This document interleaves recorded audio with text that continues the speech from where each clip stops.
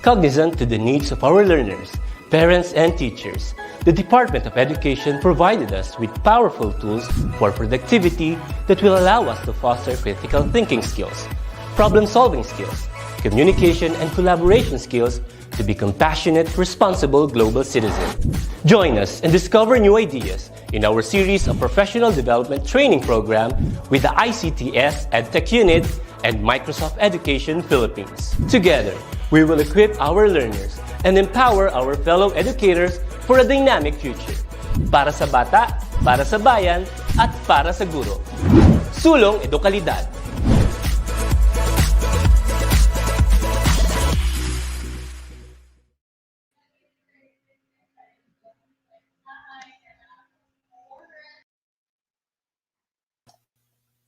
Hello po. Good afternoon to all the viewers of our Mi-TechTalk afternoon session. Good afternoon sa iyo, Kap Heidi. Okay, good afternoon, Cap Geraldine. Hello everyone. Isang mainit na pagbati sa ating mga kaguro. Kamusta po kayo? Yes? Cap Je? Ayan, so ready ka na ba dun sa pasabog natin ngayon? Okay. Okay, simulan na natin. Simulan ba natin? Ako kasi isa lang talaga alam ko, paturo pa talaga ako dito. Okay. So, bago po ang lahat, gusto po sana bumati po sa lahat ng ating viewers. Again, this is actually the 4th episode of March webinar series po ng ating Mi-TechTalk Cap Heidi, di ba? So, simulan ko muna. Kung sakali man po, kung sino nakakaalam ng greeting na ito, kung meron man po akong maling pagbanggit, paumanhin po talaga dahil new learner ako. So, naimbag na nga daw kada kayo amin sa inyong lahat na nanonood po dito sa amin sa Mi-TechTalks. Ikaw, Kap, ano pa mga pabatong gagawin mo ngayon? Actually, I have 3 dialect here na talagang patawad din po kung medyo mali ang magiging pagbanggit, pero I would like to greet all my Kabicolanos, especially from Matnog, Sorsogon. Marhay na hapon sa Indogabos. And of course, para naman po sa ating mga kababayan from Visayas region, maayong hapon kaninyong tanan. And syempre, from my kababayan, from my kapwa Muslims, from Midsayap, North Cotabato, Mapya, Malalum, Salikano, Langon, especially to Kap by Sheena Kusain. Sa kanya ko tinanong yan. Sa kanya ko tinanong. Okay. Kasi po ito, napag-isipan po kasi namin ni Kap Heidi. Since this is actually the last episode for March series ng ating Mi-TechTalk, we decided na magkaroon kami ng konting pabate all over the Philippines. And so, we try to study and we do hope nakuha naman namin siya ng tama. And the greeting I did a while ago is actually from Ilocano dialect. And thank you po, Ma'am Tagibo, for helping me out of this one. Isa po sa yes.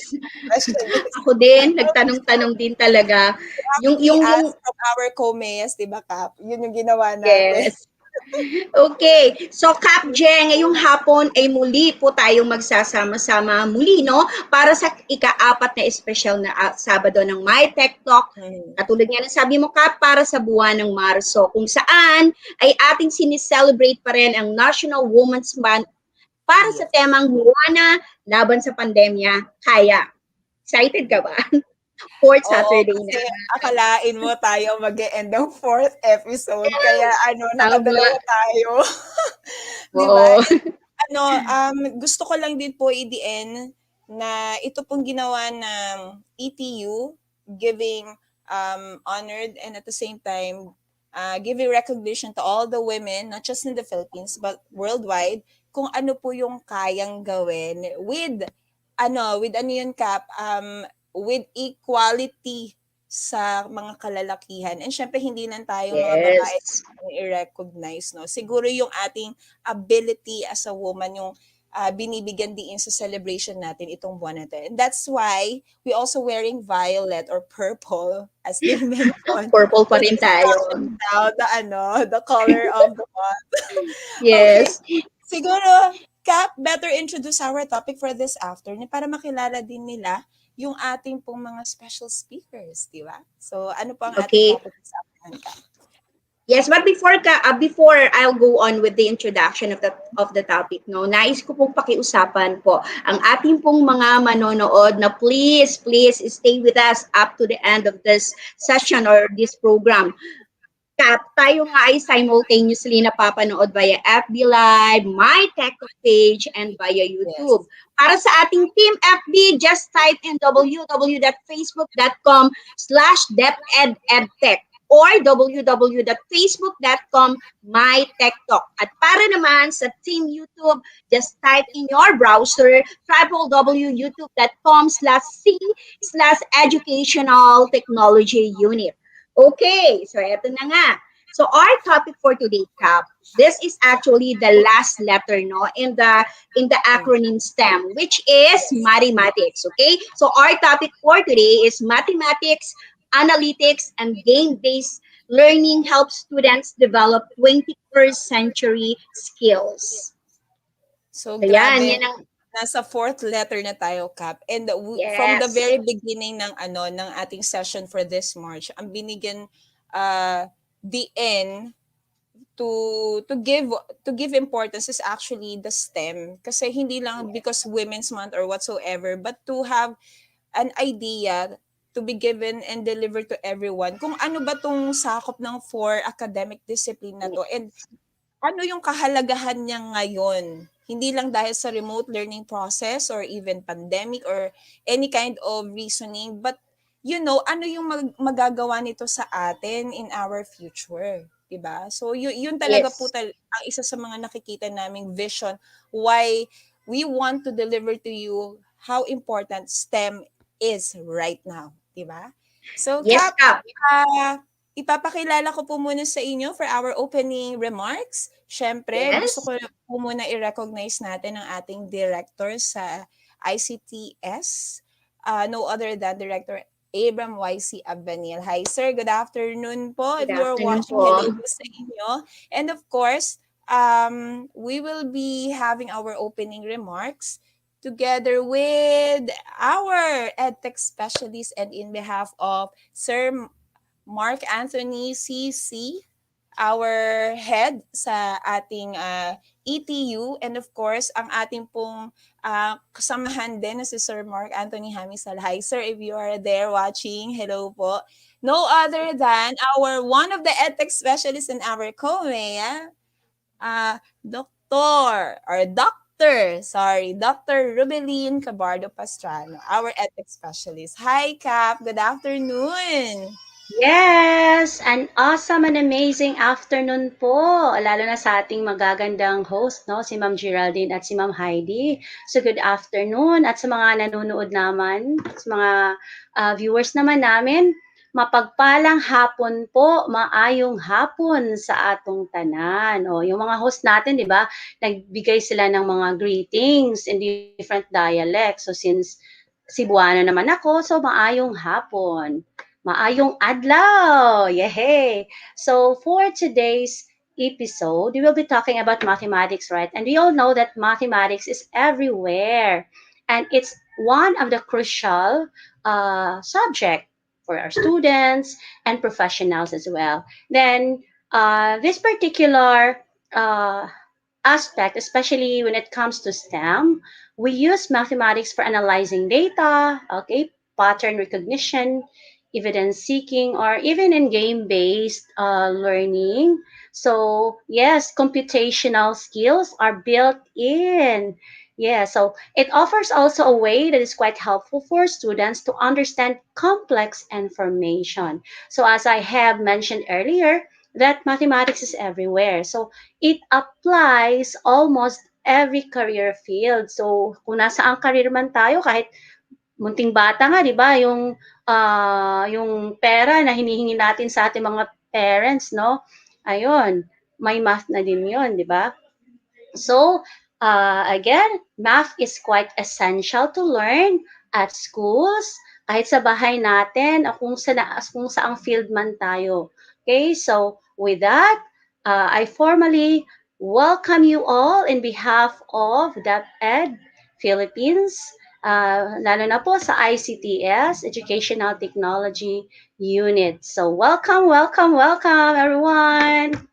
Have a great day. Thank you so much po, Dr. Beline, Kap Heidi. Thank you. Pasalamatan Yes. natin po EdTech specialist na kasama natin for her opening remarks. Ito, welcome everyone sa ating pong Mi-TechTalk, MEA Kapihan this afternoon, Kap. Kap, baka gusto natin Yes. i-recognize mo na lahat yung ating mga gustong batiin pa, di ba? Go, Kap! Okay, of course, I would like to recognize first, unang-una dyan ang ating mga boss, no? We would like to recognize the person behind the success of the different program of EdTech, the man of action, and the head of EdTech unit, Sir Mark Anthony CC. And of course, with him is our very supportive and dedicated director of ICTS, Director Abraham YC Abanil.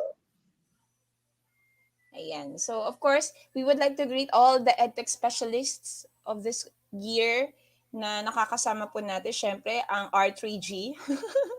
R3G, si Capro Vilin, tapos si Sir Glenn, si Sir Glenny Laping, yung ating pong isa sa mga EdTech specialist again, and of course, Ma'am Glenna Tagibaw, and Sir Glenn Horano, our webinar director for this afternoon session, Cap. Okay, and of course, Yes. Cap, batiin rin natin, ikaw na ang mag-recognize, of course, sa ating Microsoft Education Philippines. Okay, as of this point, we would like also to recognize our partners from Microsoft Education Philippines. Let me start with our education program lead, Miss Clarissa M. Segismundo. Hello po, Ma'am Isang. Sino pa sa CapJed? Yung ating susunod na Ating papasalamatan. pinakamamahal na Mama Mea, kilala mo Yes. yan. Ating program manager po sa Microsoft Education Ambassadors Program, no other than Miss Grace Celine ko. Hi, Miss Grace! And meron pa tayong isa Ayan. na nakakasama din natin Yes. with our MEA Yes. events. Tama. Yes. So we would like also to thank and recognize Sir Jomar De Leon, our amazing program manager of Microsoft Education Philippines. Yay! Ayan. So, Cap, ready ka na? We are talking about our STEM Tech Talk heroes. Ang ating pong mga speakers, of course. We have been inviting a lot of female speakers to join us this March, diba? And I think itong mga guests natin ay mga bigatin din. And probably they are ready to share all the experiences and expertise they have. So, simulan ko na, Cap, dito sa isa sa mga guest speakers natin. Okay, so let me introduce her.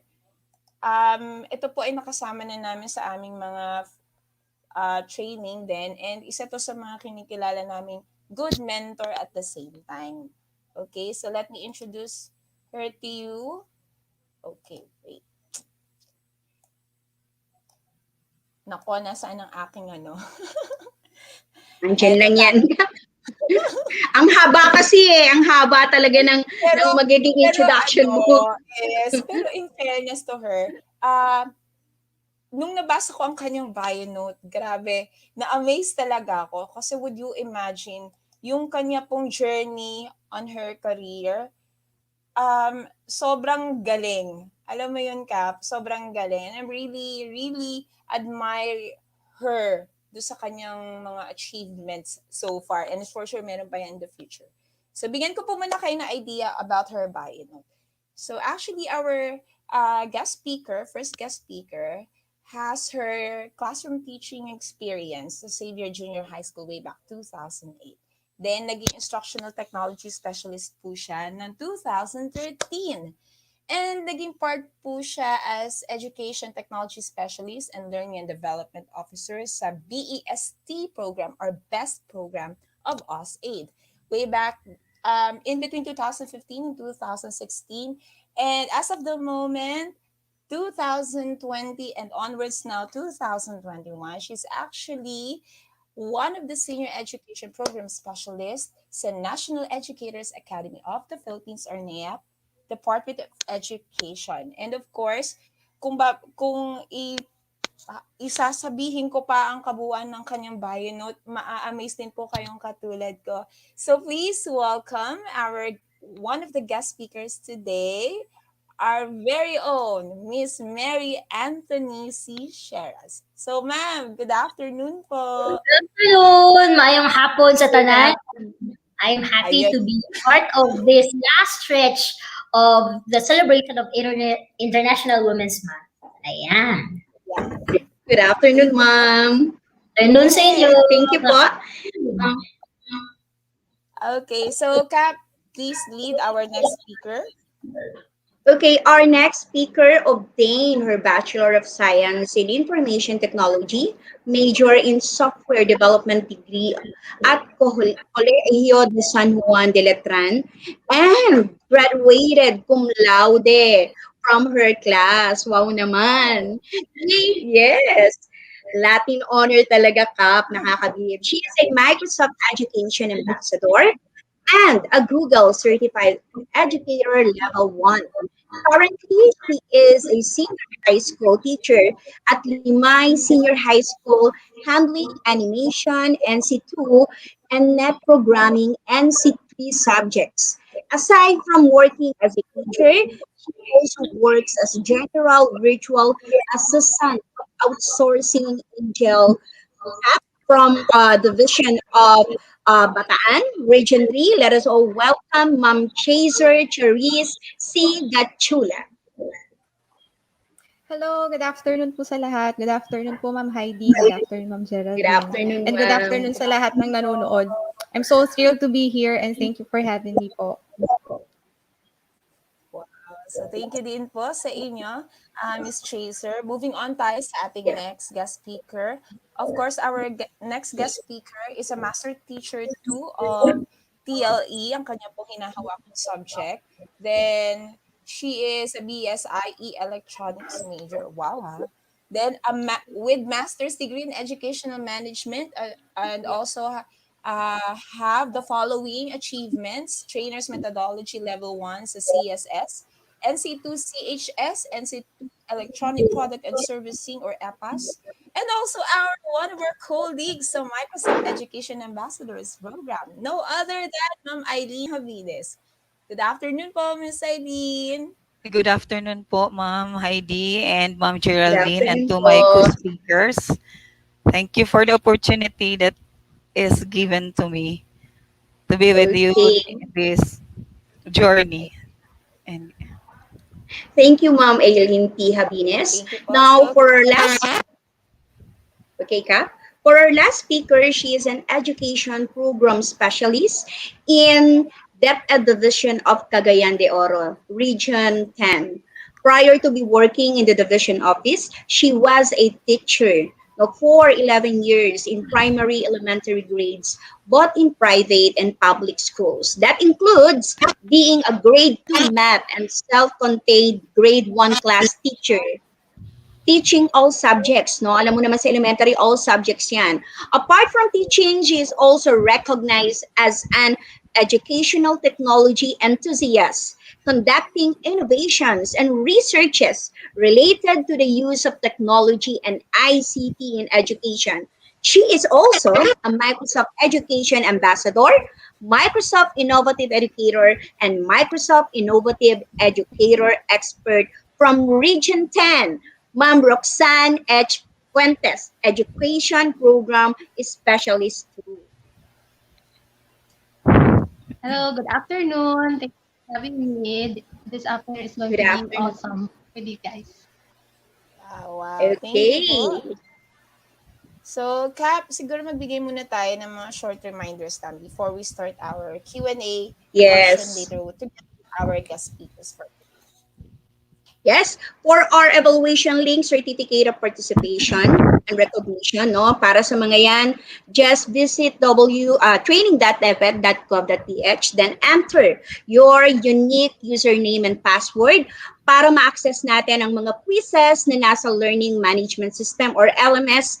And of course, we need to answer the quizzes and pass, no, the required points para ma-claim natin sa ang ating mga certificates certificates. And I know na hindi naman ito bago sa atin, no? Kasi kailan lang, no, talagang naging familiar tayo dito because of the last virtual inset conducted by Department of Education. And para po sa mga nakakuha na, congratulations po, nakumpleto nyo na ba po ang inyong certificates? Congratulations. At para naman po, para dun sa, until now, ay struggling pa rin po, no, na maka-access po sa LMS portal, sa training.deped.gov.ph. Don't you worry because you still have until May 8, 2021 to claim all your certificates. Ayan. And of course, it is also important to us to know the effect of different training program conducted by the ICTS Educational Technology. So your voice and opinion matters. Please tell us no by sharing us your opinion through the evaluation link that will be posted later. Ayan, Kap. So thank you, Ka, for all the reminders. So simulan na natin ang ating MEA Kapihan together with our guest speakers this afternoon. Pero syempre, bigay tayo ng konting sharing muna bilang mga hosts, Cap, no? So alam naman po natin na ang STEM is actually one of the basis of how we want our learners, our future citizens, na maging innovative din at the same time and have it with them, di ba? Yung learning process ng and effect ng technology sa atin. And we have some data na ginawa po, konting research lang of what would be the top 10 skills na dapat isaalang-alang ng ating mga learners nowadays, lalo na merong ginawang research ang ating pong World Economic Forum. So, banggitin ko lang dito para magka-idea po kayo bakit ngayong March ang naging focus is STEM. Okay? So, as from the World Economic Forum, they have here the top skills needed, di ba, na madalas hinahanap ng mga employers kapag gusto nila na, ito po ay mag-career based na tayo ha, na hinahanap nila that leads up to 2025. So, syempre, kasama dyan, una-una, yung analytical thinking and innovation. So, tignan nyo naman, technology-based talaga. 2 is the active learning and learning strategies. 3, the complex problem solving. Next is the critical thinking and analysis. Sunod is the resilience, stress, tolerance, and flexibility. Then we have the creativity, originality, initiative, then leadership and social influence, reasoning, problem solving, ideation, emotional intelligence, technology, design, and programming. So tignan nyo po yung mga nabanggit ko, though it's a fast pacing of reading those top 10. Ito po yung mga necessary na dapat ma-develop, Kap, di ba? So, kaya po ginagawa itong mga program na to for everyone, our viewers, for you to know how technology has way beyond already sa atin, di ba, Kap? And Kap, di ba, meron kang gustong i-share of, lalo na ngayon sa math, since math ang ating academic discipline na bibigyan ngayon ng kahit pa paano is integration at least kung ano yung ginagawa na natin in the classroom setting. So, meron ka bang nakuhang data na... Yes, actually... Yes, Cap. Actually, while conducting a research about our topic for today, my attention was caught by an article about the 2019 TIMSS result. No, TIMSS means Strengthening International Mathematics and Science Study 2019, and it shows in the study that the Philippines scored significantly lower than any other country that participated in grade 4 math and science assessment. So this is actually a global or international assessment. Team sets 4 international benchmarks. So may benchmark na sinusunod along a scale to determine students' competence. For the participating country, in order to have an advanced international benchmark, kailangan meron silang 625 score. For high international benchmark naman, they need to have 550 scores or score. And for intermediate international benchmark, kailangan 475 ang makuhang score ng participating country. And for low international benchmark, 400. And in the study, it shows that in mathematics, only 19% of Filipino students were on the low benchmark, which means that this 19% had some basic mathematical knowledge. While, ito yung malungkot, 81 did not even reach this level. No? Hindi nila na-reach yung low international benchmark. Okay? As for science naman, sige, isama ko na rin yung science since it is included in the study. As for science, 13% of Filipino students were also on the low benchmark pa rin, which means that they had limited understanding of scientific concepts and limited knowledge of foundational science facts. At ito pa rin, nakakalungkot pa rin, no? While 87 did not even reach this level. And this is despite of all the efforts of the teachers in our department. No? Still, Filipino students behind mathematics and science.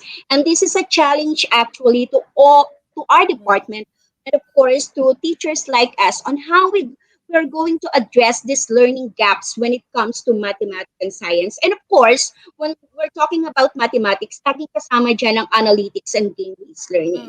So yan, yan ang nakuha ko talagang data no from one of the well-known article. No, actually it is from Rappler.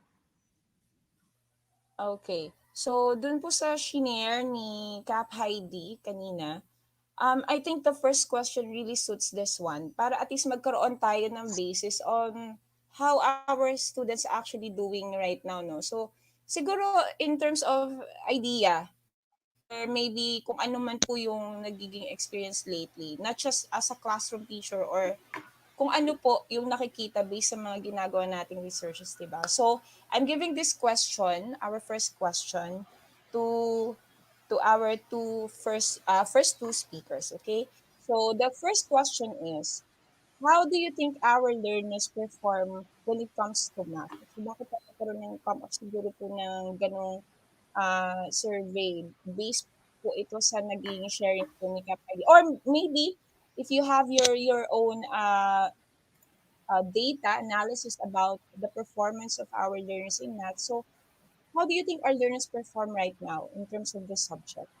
So I'll be giving this question to Miss Mary Terras, Miss Mary and Miss Roxanne Fuentes. So again, how do you think our learners perform when it comes to math? You have other basis of this. So, Miss Mary. Hello. Miss Roxanne will do that. Naririnig po ba ako? Medyo mahina po yung internet this afternoon. Anyway, okay. we're talking about students' performance, right? Yes. We're talking about students' performance in math, and it's really very important to learn how students perform in the subject before we choose the appropriate strategy, di ba? Kasi yung title ng ating session for this afternoon, dalawa kasi siya, Math Analytics and Game-Based Learning, which, if you come to think of it, are two things. Yung isa is content and the other one is strategy. And if you come to think of it, pag meron kasing content and strategy, one thing that comes into my mind is really on teaching pedagogy. And that is one of our purpose talaga as teachers. We create the affordances. The affordances, meaning the learning environment that would produce learning outcomes. And it's very crucial that we know how students learn, because if how we teach and how students learn do not meet, these affordances cannot be created or the learning environment cannot be created. So it's very, very important. So yung data kanina, saan natin malalaman kung paano nagpe-perform yung students natin? Of course, it has to be backed up by data first. And I think our hosts do well in their research, no? When it comes to students, our Filipino students' performance in math in general, how they perform standardized tests and assessments. One of the things that we do in that head is the national achievement test. We could know how our students perform when it comes to these subjects. And another side of the coin, which is very, very important for me, is the actual learning experience. Ano yung nangyayari in the grassroots level? Kasi dapat mag-match yung data and what is truly happening. We truly appreciate and we would be able to find out kung ano yung dapat na strategy, pedagogy, the learning environment that we need to create our students. Kasi baka we're doing something that it's not relevant o hindi siya bagay para sa mga students natin. Contextualize pa rin naman yung gagawin natin. So in my experience lang, I've been teaching for so long. I've taught in private school and a public school. And I could only speak in terms of teaching younger kids because my experience is teaching younger kids. I don't know with how the what the dynamics in the higher levels is, but in the grade school, I can share many things about how students learn and perform, especially when it comes to this subject. But I'd like to share three siguro commonalities uh, in terms of this topic. So number one is I've learned that in my experience of teaching children, learners have their own pace of learning and generally learn in a slow and steady pace. Mabuti very fast learners, but generally they learn in a slow and steady pace, and it will take a while for them to learn something. That is why it's very challenging for teachers, no? Especially before when our curriculum is very congested because we have so many lessons and topics to teach. We have a lot of topics to cover in a certain grading period. And like I remember before when I taught math in grade 2, I would teach addition without and with regrouping in just a week. That's 5 days. But then again, that's difficult for students because for regrouping, addition with regrouping, for example, there are too many prerequisite skills there. Like they need to be able to master values and place values and basic addition so that to be able to learn complex skills such as regrouping. So that's very, very hard. And you're just teaching them in just a week for that topic alone. So that's quite a challenge for all our teachers, no? And number two is, para sa akin talaga, learning is like loving. O diba, sa mga single dyan. Para lang yung pagmamahal, diba? Like in love, young children, young learners wouldn't know how to love, the concept of love. I have a daughter who's 7 years old. She wouldn't appreciate the concept of love if she cannot feel or see it. No, children would eventually learn about love when they're consistently being shown about what love is, like hugging, like kissing, like being affectionate to them. And again, when it comes to that, the key term is consistency and multisensory. And I think that's also the same with learning, no? Especially in math where our numbers and symbols are so abstract, but it can be best represented by the objects that we have around. And when numbers and symbols are concretized, learners tend to learn better and faster, and they get to appreciate and feel what they're learning. Like, for example, if you're teaching multiplication, you cannot just teach a 7-year-old kid, 6-year-old kid 2 times 4. You have to start with 2 groups of 4 to be able for them to understand what the abstract symbols and numbers are. So yeah, that's that second, no? And then the third is learners look up to their teachers a lot, and they would know and feel what your intentions are. So they would even know if whether you truly know what you're teaching or not, or if you like what you're teaching. Mafe-feel ng bata yung pag gustong-gusto mo yung tinuturo mo or hindi. For example, when I was teaching in the private school, yun yung pinaka-first experience ko. My major is not math. So, nung pumasok ako, I was assigned to the math department. Nangangapa po ako. And that manifested in my actions as a teacher in the classroom. I was busy learning the content. I was busy learning the subject na minsan I would forget na the strategy. Kung na-master ko lang sana siya, kung major ko lang talaga sana siya, edi sana mas focus ako sa strategy, mas focus ako sa pedagogy. But since I was also learning, parang hindi ko nabigay yung 100%. And I was very, very traditional in the way I deliver my topics or my lessons. So, importante talaga na we love what we're teaching, we love what we're doing, and we force, kung hindi man, ipo-force natin, encourage ourselves, empower ourselves, learn, para ma-love natin, because eventually that would manifest in our actions and that would influence children. So I think that's the 3 things, no, commonalities among children and how they learn these things. And sa nakikita ko sa years of teaching experience, isa talaga dyan ang makaka-address the three things that I mentioned earlier is through game-based learning, especially pag paired siya with gamification. Before, I didn't know na yung ginagawa ko pala game-based learning. I just realized it like 2 or 3 years ago.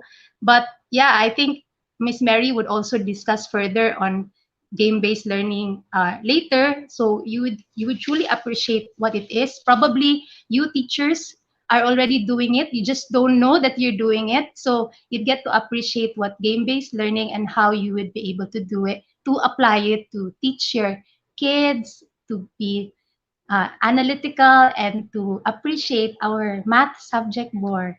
So yon, that's it. Wow.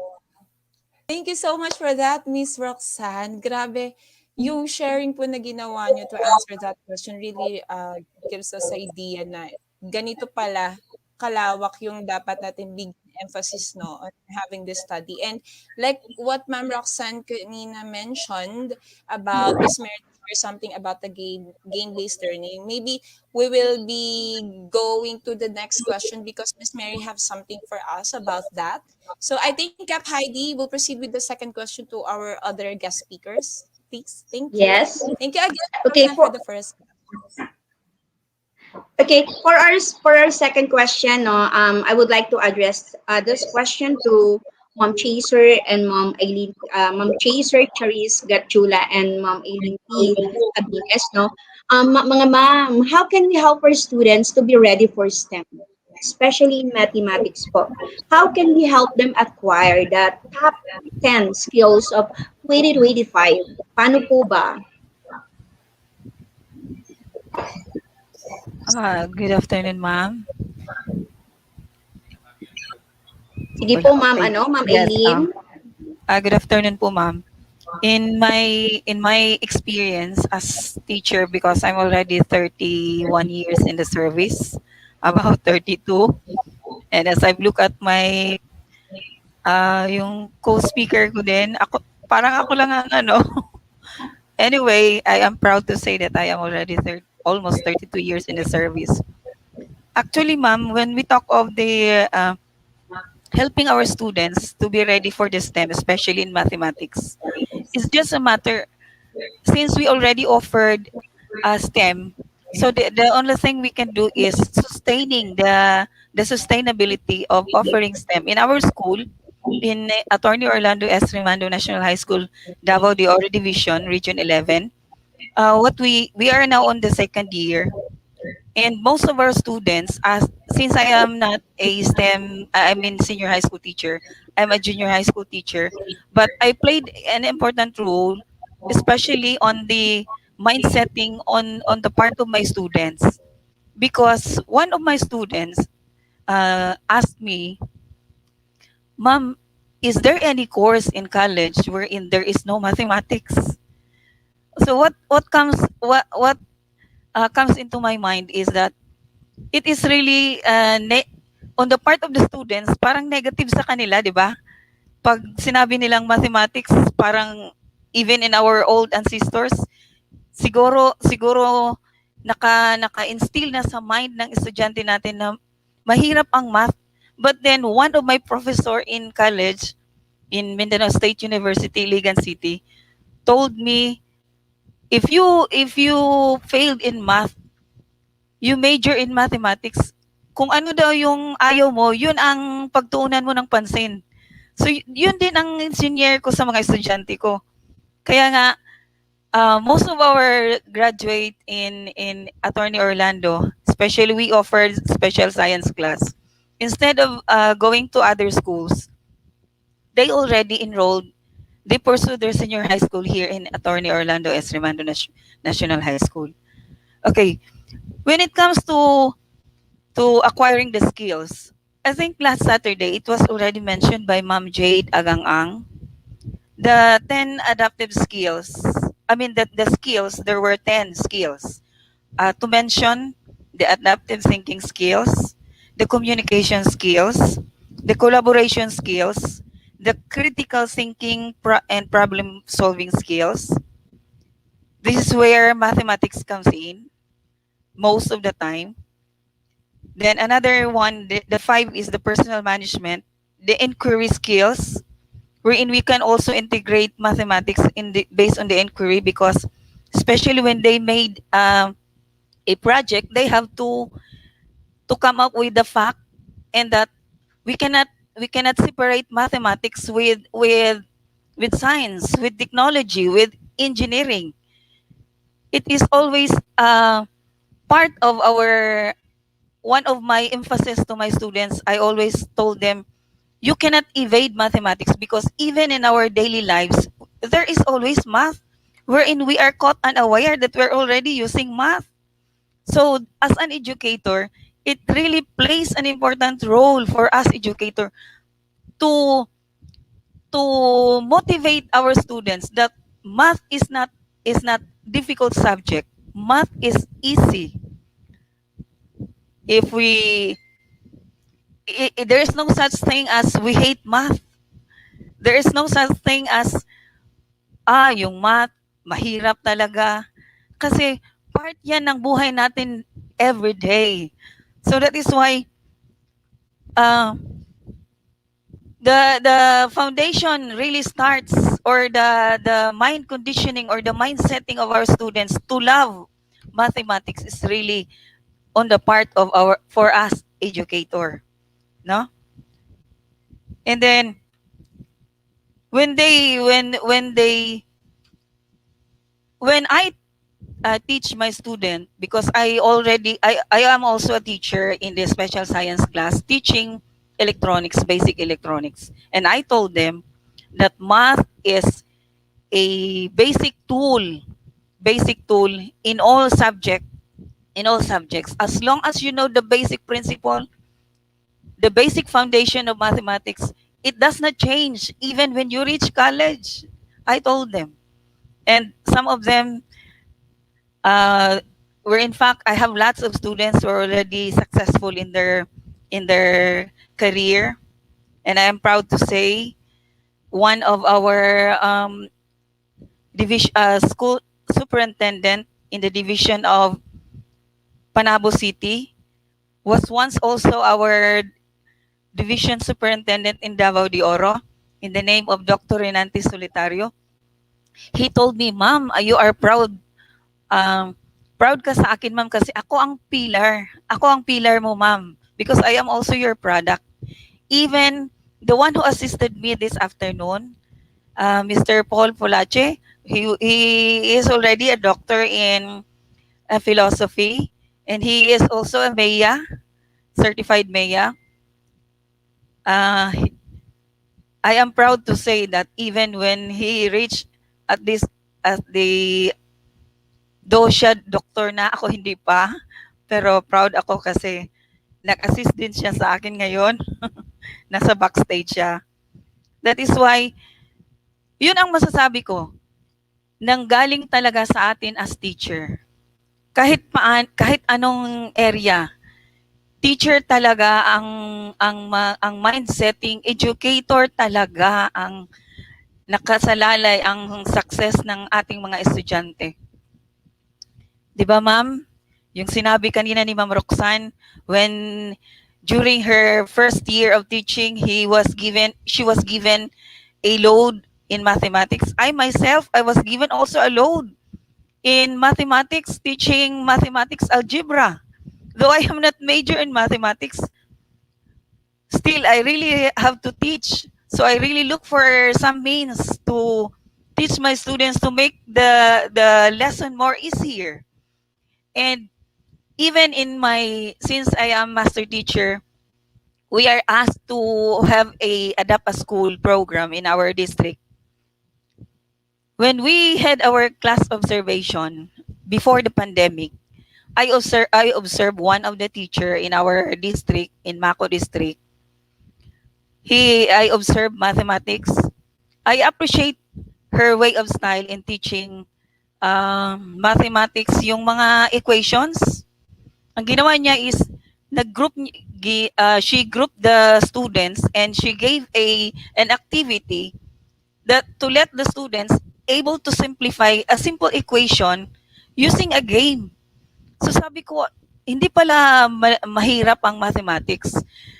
Yun lang, paano natin binigay ang lesson? How did we give our lesson to our students for them to love mathematics, to understand mathematics easier?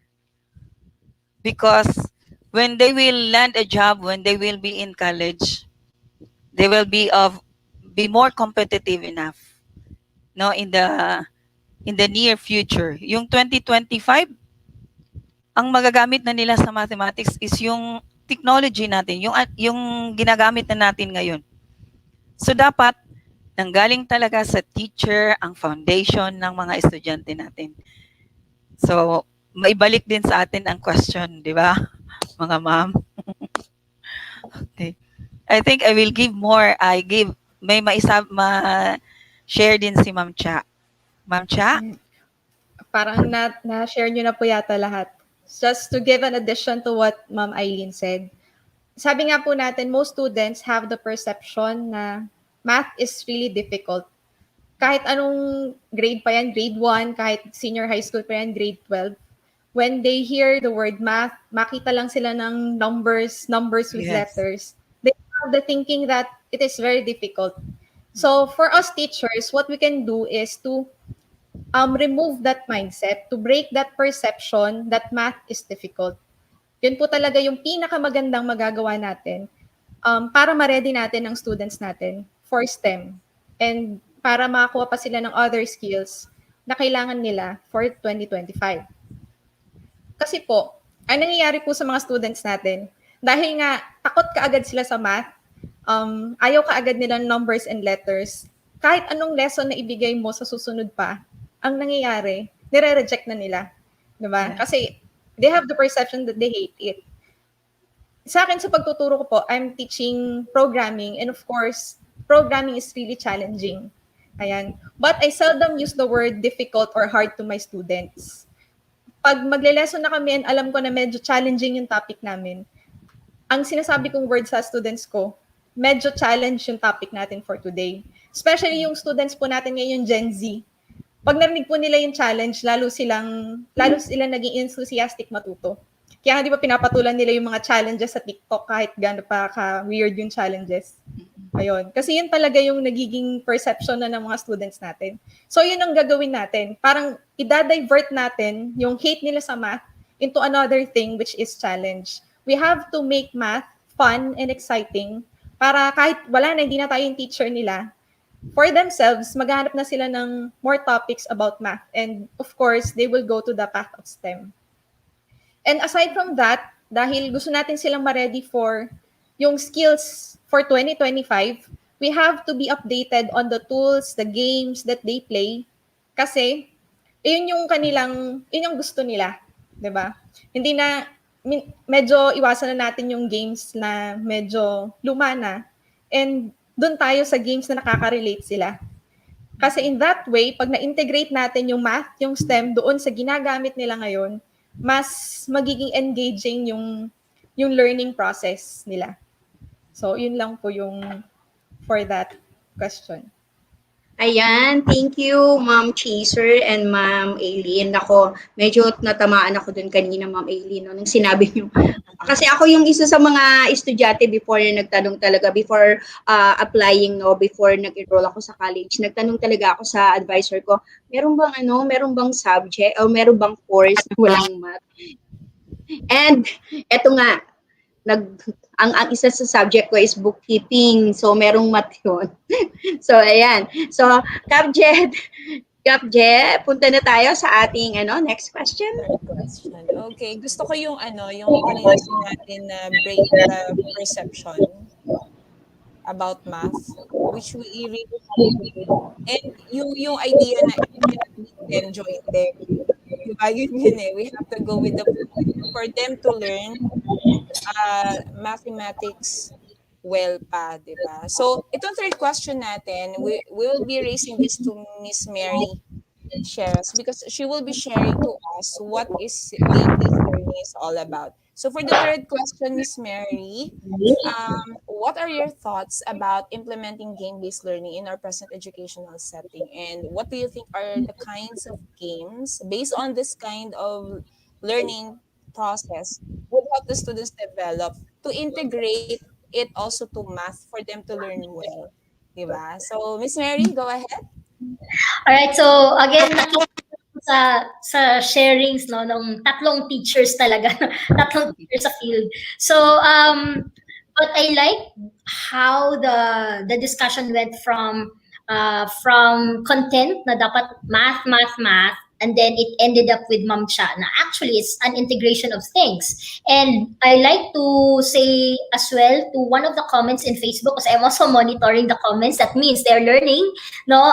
Sir Danilo said, actually, it's a collaboration, no? Sabi nga niya, it's not just a content of math. It's also like, ang nasabi niya is English, no? Should also communicate with the subject of math, which would lead me to my session, no? And sharing. And thank you, by the way, to the team for allowing me to somehow break the format of giving an input about game-based learning, kasi we cannot really chunk like ito ay session ng math. So looking at the wider scope, it's really about STEM, no? It's science, technology, and then engineering and mathematics. And I come to think of it, how can you weave all these things and make it very enjoyable and exciting for our learners, especially right now, the pandemic. So what you basically do and what's feasible is via games, no? It's really playing. It's playing, no? And I also, when I was still in Cagayan de Oro, I'm monitoring online sessions done, no? May mga online sessions din, no? At titingnan ko din, oh, gumagamit na pala sila ng PowerPoint, no? Into games, gamification, something like that, and Flash, and Minecraft, no? Shout out kay Minecraft Education. So these things is being done in the field, but how can we actually make it bite-sized for them? So it's okay for the team that I'll give a snip session. I already gave this session on the first run of EduTech, so that was 3 years ago, I think. And hello pala kay Ma'am Leia, my co-presenter. Unfortunately, hindi siya available today. Meron din siyang event, nasasamahan ko siya mamaya. Okay, second is also I share this content on gamification and game-based learning in a Manila makerspace. It was actually Ma'am Isang. So hi, Miss Isang. I think she's watching right now, for allowing me to share makerspace on game-based learning via Minecraft education. So please allow me to share my slide. Can you see my slide already? I'll run through that. So this is a session, no, a learning session or a LAC session. Let's just say it's a LAC session on gamification in schools. So specifically, pwedeng public, pwedeng private. So it's basically, is it genius idea or it's just a gimmick or a fad na mawawala din yan, all right? So yeah, as I mentioned, I've shared this slide in content through EduTech, so last 2017 pa po, and I basically showcased this with my own school project, which is called Barangay Minecraft, which you're gonna know about later on. And in the Manila Maker Fair, okay, we talk about Minecraft education naman. So let me just run through this in 3 points. So is it really genius idea to have games in classes or in school, or it's just a gimmick or a fad? First is the point of how can actually gamification transform the learning experience. Second is gamification a gimmick or it's forever? So may forever daw sa gamification, sana all, diba? And lastly, is there really proof, like evidence, evidence-based, that gamification basically enhances learning experience and improve outcomes? So let me point with this. What is the most significant change? Yun yung tanong, diba? Ano yung change na nakikita natin in the Philippine education in the last 10 years or so? If you talk about math, it's really like this, diba? Chalk, equation, at nakakatakot talaga ang math. When I was actually informed that I'll be speaking about math, sabi, sure ba talaga kayo ano yung kukunin nyo sa math? Kaya nga po ako nag-English, di ba? Takot ako sa math. Because this is how I experience math. It's board, it's chalk, and it's equation na kahit lalagyan pa ng teacher ng smiley, it's still numbers and equations at nakakatakot. And for me, it's game over. Pag papasok ako sa math class ko, I have a lot of alibi. Keso masakit ulo ko, keso dysmenorrhea, whatever, na parang sa isang buwan, nag-ilan ako ng dysmenorrhea because of math. So I said, I have to help myself out. And it was during the session last 2013 that I joined Jane McGonigal, who is the author of Reality is Broken. No? In her book, she said that young people who spend more time actually playing games in which they require to help each other, they require to parang somehow ask how can they help for strategies, is somehow a good idea. So when you talk about games, it's actually part of developing lifelong skills. That's why I'll be posing a question, can we actually package our school, DepEd, as a place where students play? So why not make learning gaming? No, when we talk of gaming, we say, hindi pwede sa DepEd yan. Nako. I am now part of DepEd and I can really say it's feasible, no? Because games, when we do games, we make sure that this will prepare them in the future and not just for the sake of making it as a performance task or ilalagay natin sa module, ayan, nag-game-based kami. But it should be an opportunity, no? It's just be an opportunity to create, students to innovate, and students to somehow help solving problems. Kasi when we do game-based ko, no, we sugarcoat it with, sige, pa-PowerPoint tayo, di ba? Or pa-PowerPoint gaming tayo, or let's say creating flashcards, but we can actually do better than that, all right? And I believe that people watching right now, educators watching right now, especially our Microsoft educators watching right now, would say, yes, it's feasible. I have here an example, no? It's a classic example.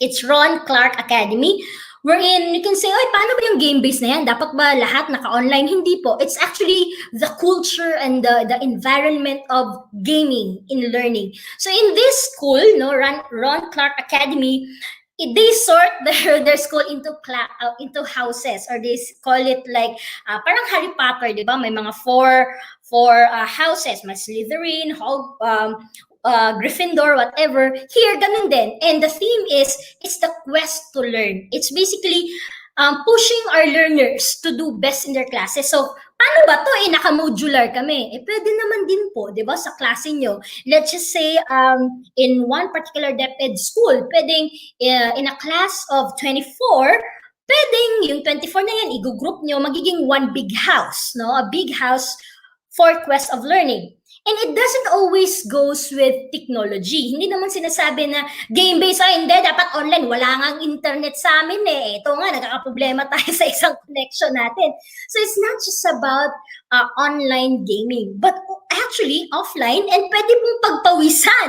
Now, sometimes learners or even our teachers get smelly and sweaty at times, and we have to just reform our teaching thinking to be game masters. Ang dami po nating pwedeng gawin. And second point is, I'd like to share that gaming is actually one way of gearing them or preparing them towards the future. And the future is about code, no? Learn to code by playing. So instead of producing millions of handouts and manuals, printing all over again, we can also challenge ourselves, especially yung mga MEAs ngayon, di ba? Ang gagaling natin sa CS, ang gagaling natin sa computer science.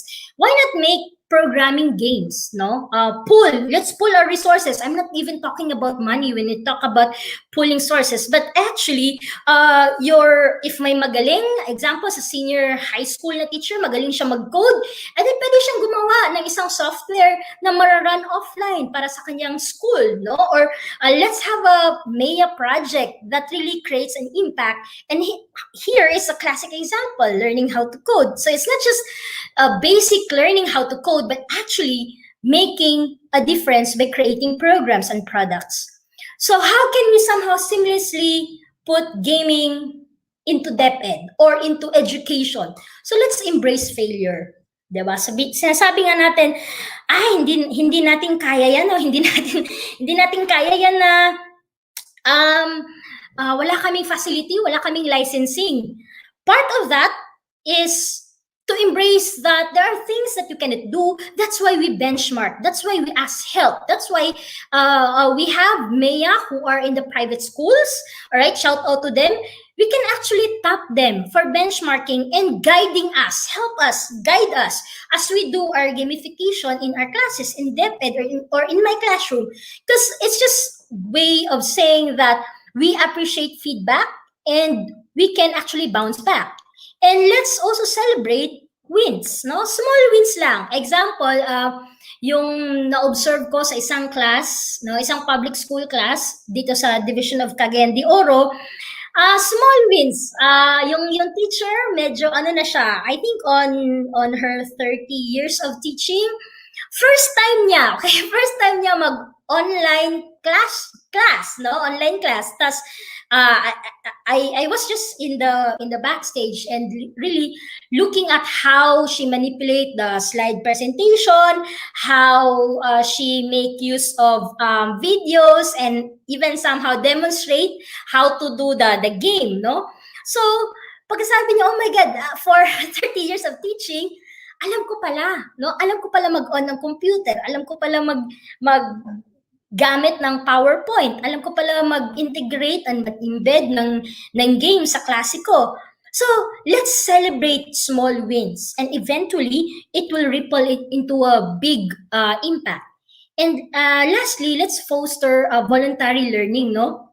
When I say voluntary learning kasi, game-based learning is not drop-down list. Oh, ito gawin mo, ito lang gagawin mo, ha? And then you proceed to the next stage and then yun na yun, game over na. But rather, give them a variety of options.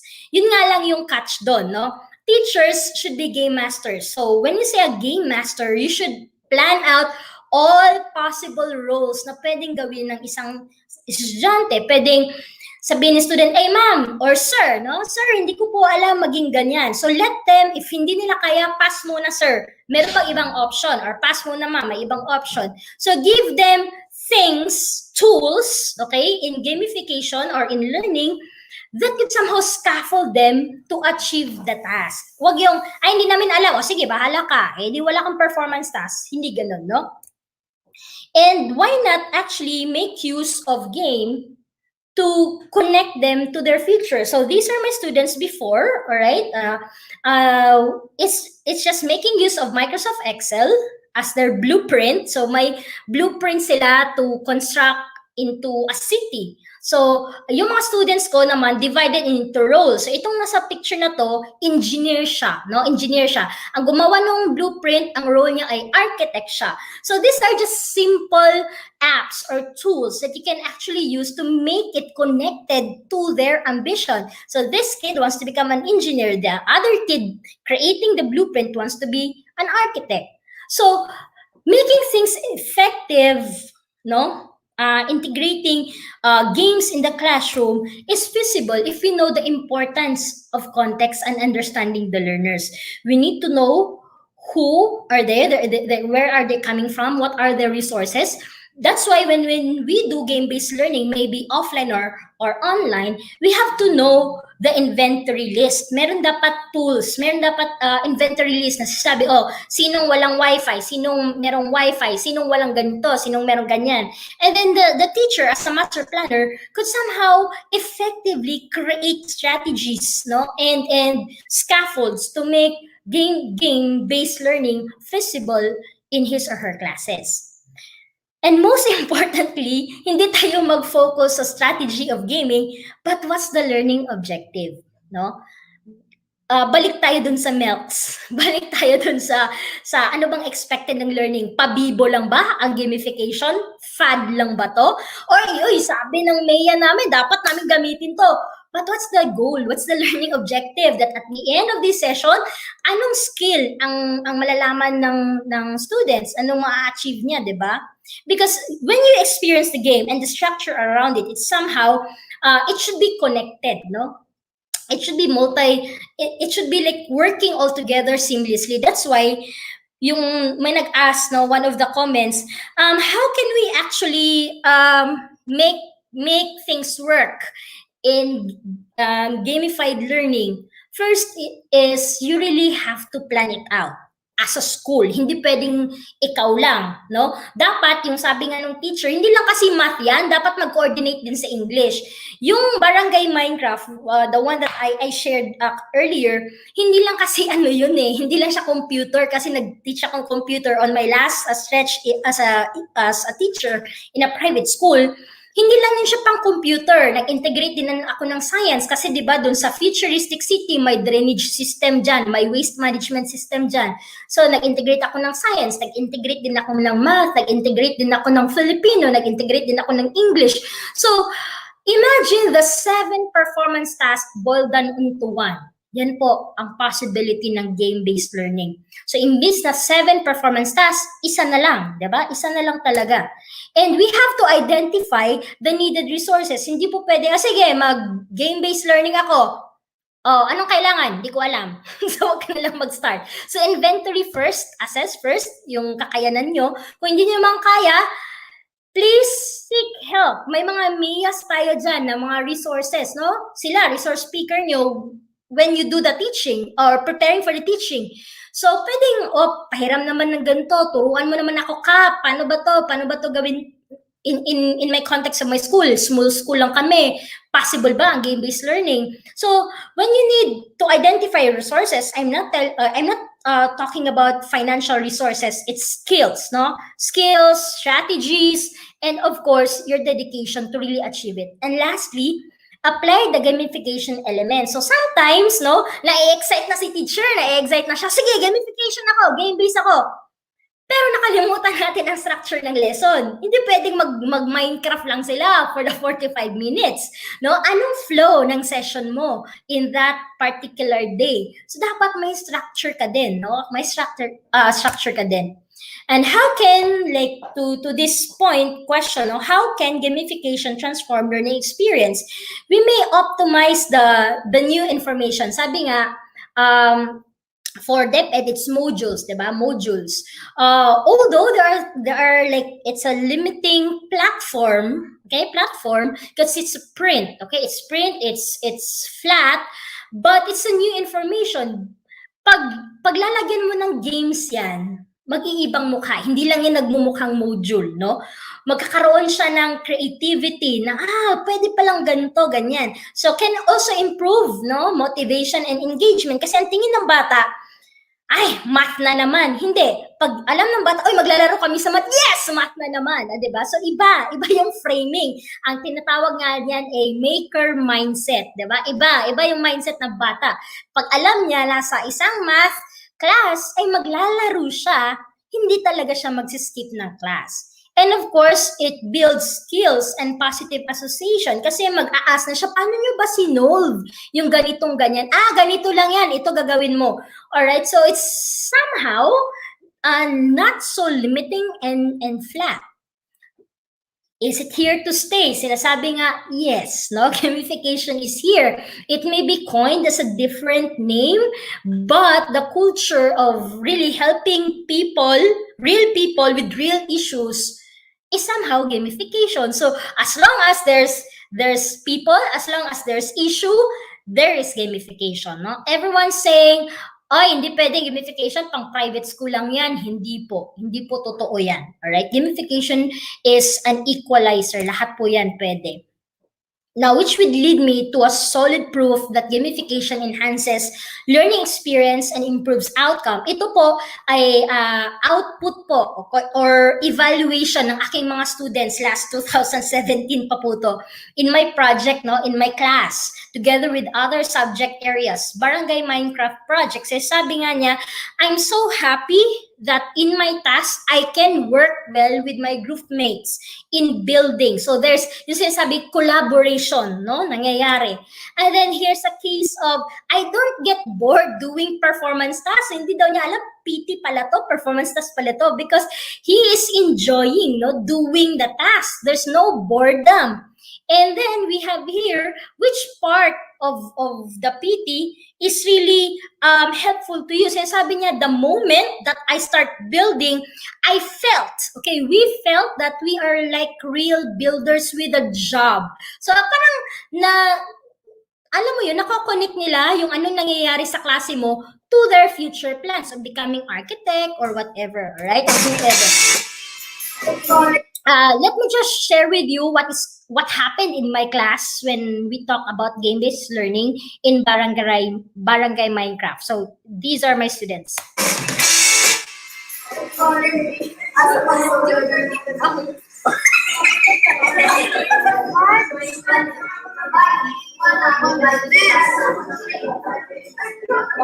Please stop using the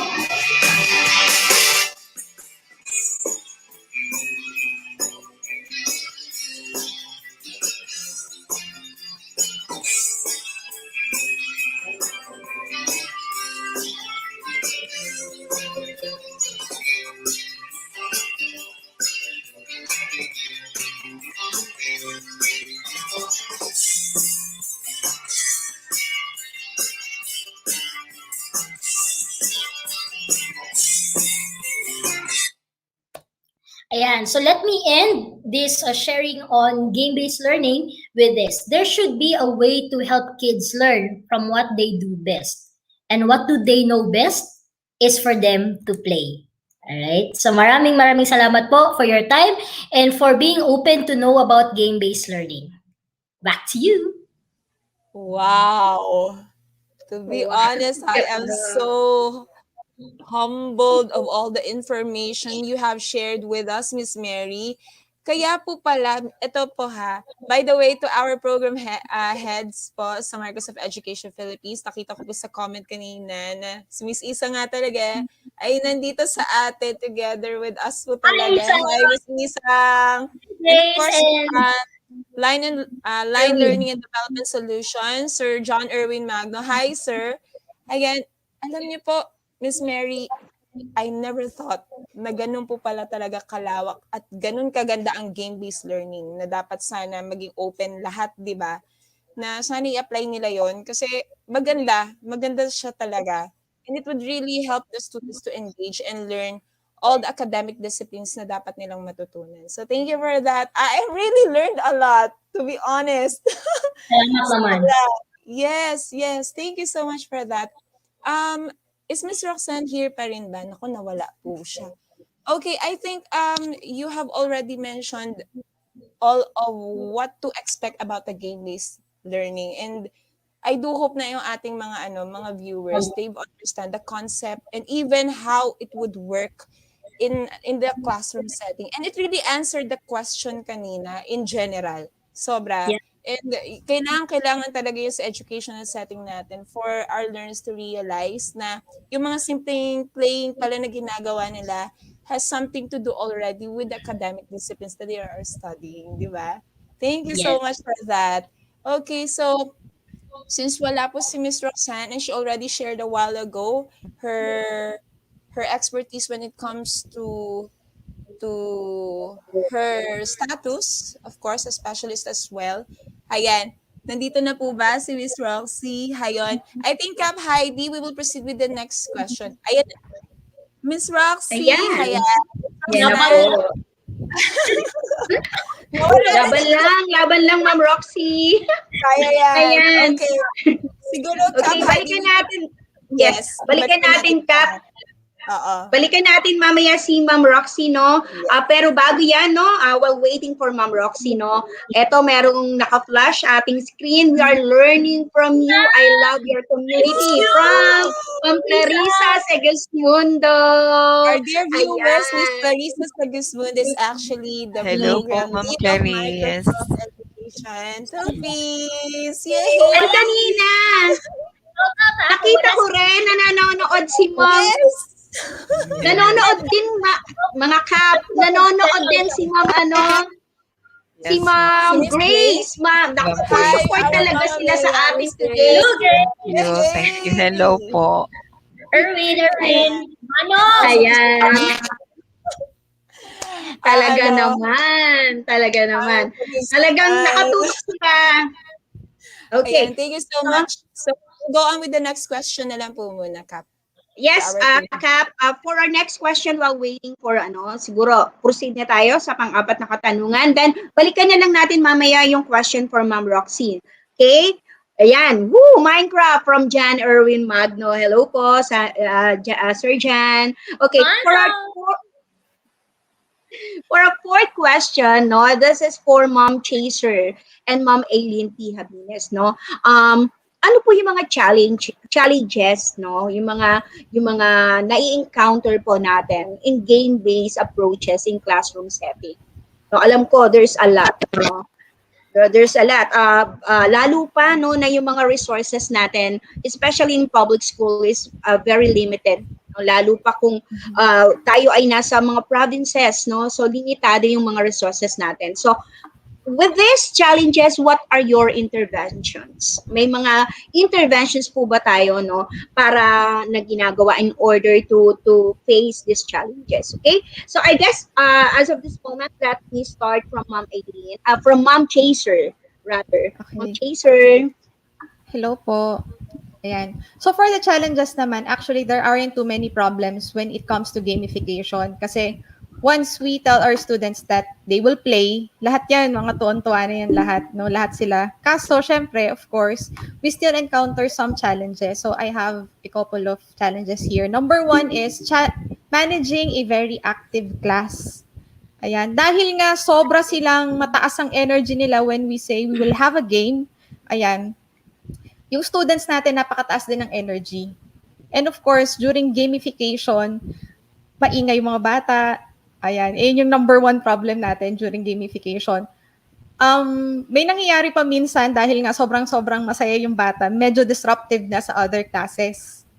And in order for us to avoid this, ayan, and para ma-minimize natin yung super active na class, we have to set the rules bago pa tayo mag-start ng games.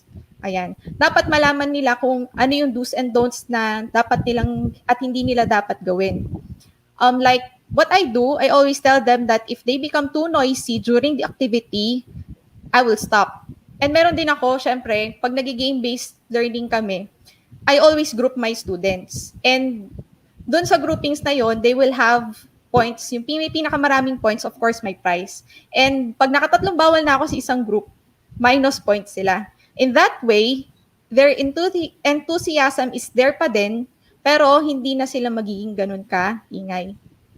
And another challenge po natin is, of course, there are students that are reluctant to join. Ayan. Especially if you are holding a very large class. Say, for example, before, may class ako na 60. Ayan, 60 senior high school students. And of course, alam naman natin pag senior high school students na, aside from the reluctance na sumali, medyo shy na rin sila kasi mga binata't dalaga na. Ayan, ayaw na nilang, pero na lang kung yung games nila ay related dun sa enjoyment nila or applications na ginagamit nila, nag-enjoy sila. Pero kung ibang games yon, feeling nila hindi na cool pag sumali. Diba? What I do is, I group them into smaller groups. Parang 3 to 4 members or by pair lang tayo. Kasi if larger groups po tayo sa gamification, like you will have 10 students per group, may mga students na hindi talaga kikilos.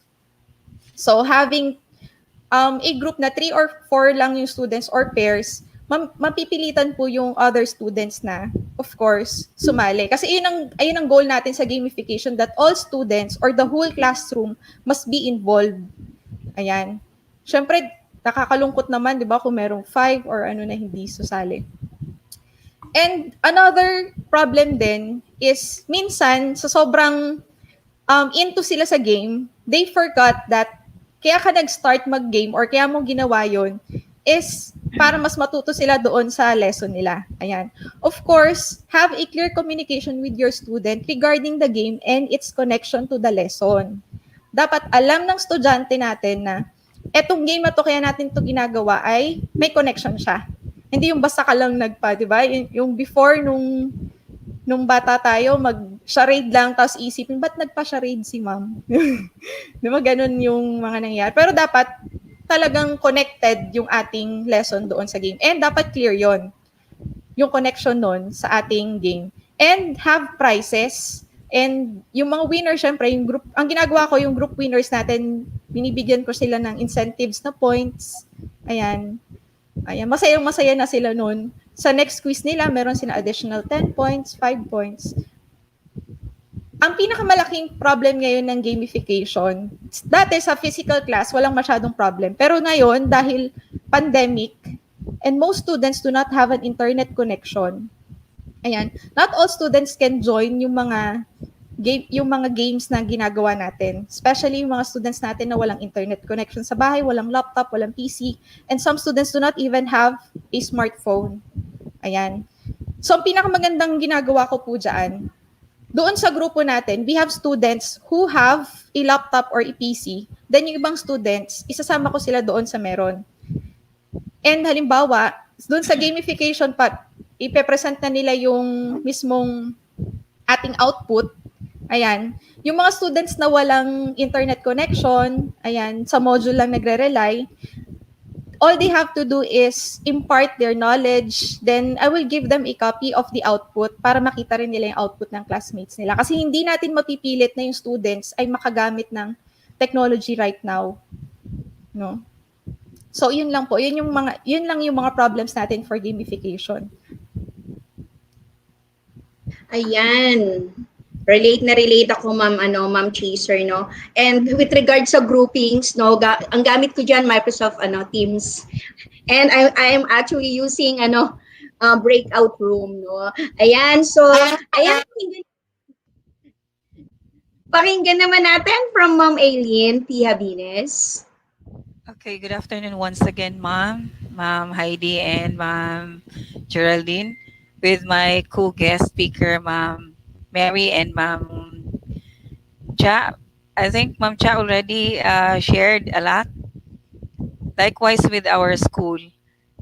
Ngayong pandemic, mahirap talaga kasi dito sa amin, mahirap ang signal. Even electrification, some of our students, we only created in our online 1 class per grade level. And among the grade level from junior to senior high school, ang nakasurvive lang is only the senior high school. Kasi most of, even in junior, only 1 grade level. Kasi ang problema is internet. So, paano natin mai-apply yung gamification na offline? Yun ang dapat na i-solve natin as MEA, no? So what we did in our own humble capacity is that ang ginamit namin is yung asynchronous, wherein later they can open if ever they have a load, kasi hindi talaga namin ma-focus yung online talaga na synchronous, kasi yun nga ang problema. Pero before, there are lots of, yun ang pinaka-big challenge ngayong pandemic. So but before, hindi pa pandemic, yung sinabi kanina ni Ma'am na yung group, kasi we belong to the big schools. Yung mga estudyante namin, we cater 65, 70 students per class. Even in our special science class, we reach 50. And then, how we integrate mathematics, or how we introduce for them to make it more easier. So yun ang sinabi kanina ni Ma'am, na we group themselves. Pero sa grouping, dapat ang i-emphasize natin is for them to participate, for everybody to participate, is dapat ang groupings is dalawa lang sila, tatlo. When in my ICT subject and even in my electronic subject, limited lang din yung computers namin. So ang ginawa ko is I group them into per group, dalawa lang sila for the presentation para lang ma-emphasize, kasi yung mga ayaw sumali, yung ayaw mag-participate, yun pa din ang, if you will find ways for them to show up, na bigyan mo talaga sila ng time, yun ang makikita mo na may ano pala sila, yung may talent pala sila na hindi lang na-discover kasi sa sobrang laki ng grupo. Yun ang problema. So yung ang ginawa din namin ng school, especially mathematics, is yung peer teaching. Ginawa din namin yung peer teaching. Kasi mas ma-access din nila yung sarili nila, mas ma-open nila yung sa ka-grupo nila o yung kaedad din nila. 'Di ba mga ma'am? And then another thing that I'm going to share it this afternoon is based on the journal which I've read. There are 4 challenges for us educator that we are facing. First challenge is that creating opportunities for authentic learning.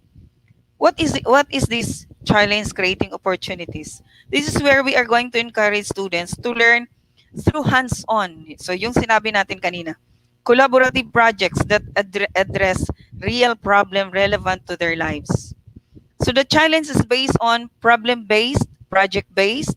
Yung Minecraft na in-introduce ni Ma'am Mary, maganda din yun. And then if you still remember, sa ating MEA, yung CODUS, yung Arab code, di ba? The project-based, so those are, that is one challenge. Another challenge is that supporting students on the non-cognitive and social-emotional skill development. What is that non-cognitive skills? These are behaviors or qualities of learners and skills that help them to be successful in school and life. And these are not connected directly to a subject or content area. So that is non-cognitive skills. Now, according to one of the research in the University of Chicago, non-cognitive skills, this includes the academic behavior of our students, of our learners, the academic perseverance of our learners, the academic mindset and learning strategies, and even social skills that is considered as challenging. Another one is the social emotional learning is also part of our challenge as educator. This is where the ability of our children or learners to experience and even manage and express their emotions. So yun sa yung groupings, doon din nila ma-express yung sarili nila. Wherein it also develops close relationship with each other and also actively explore his or her environment and able to learn on the project based that we introduced, that we ask from our students. Another third challenge or challenging is that fostering deeper learning. What is that deeper learning?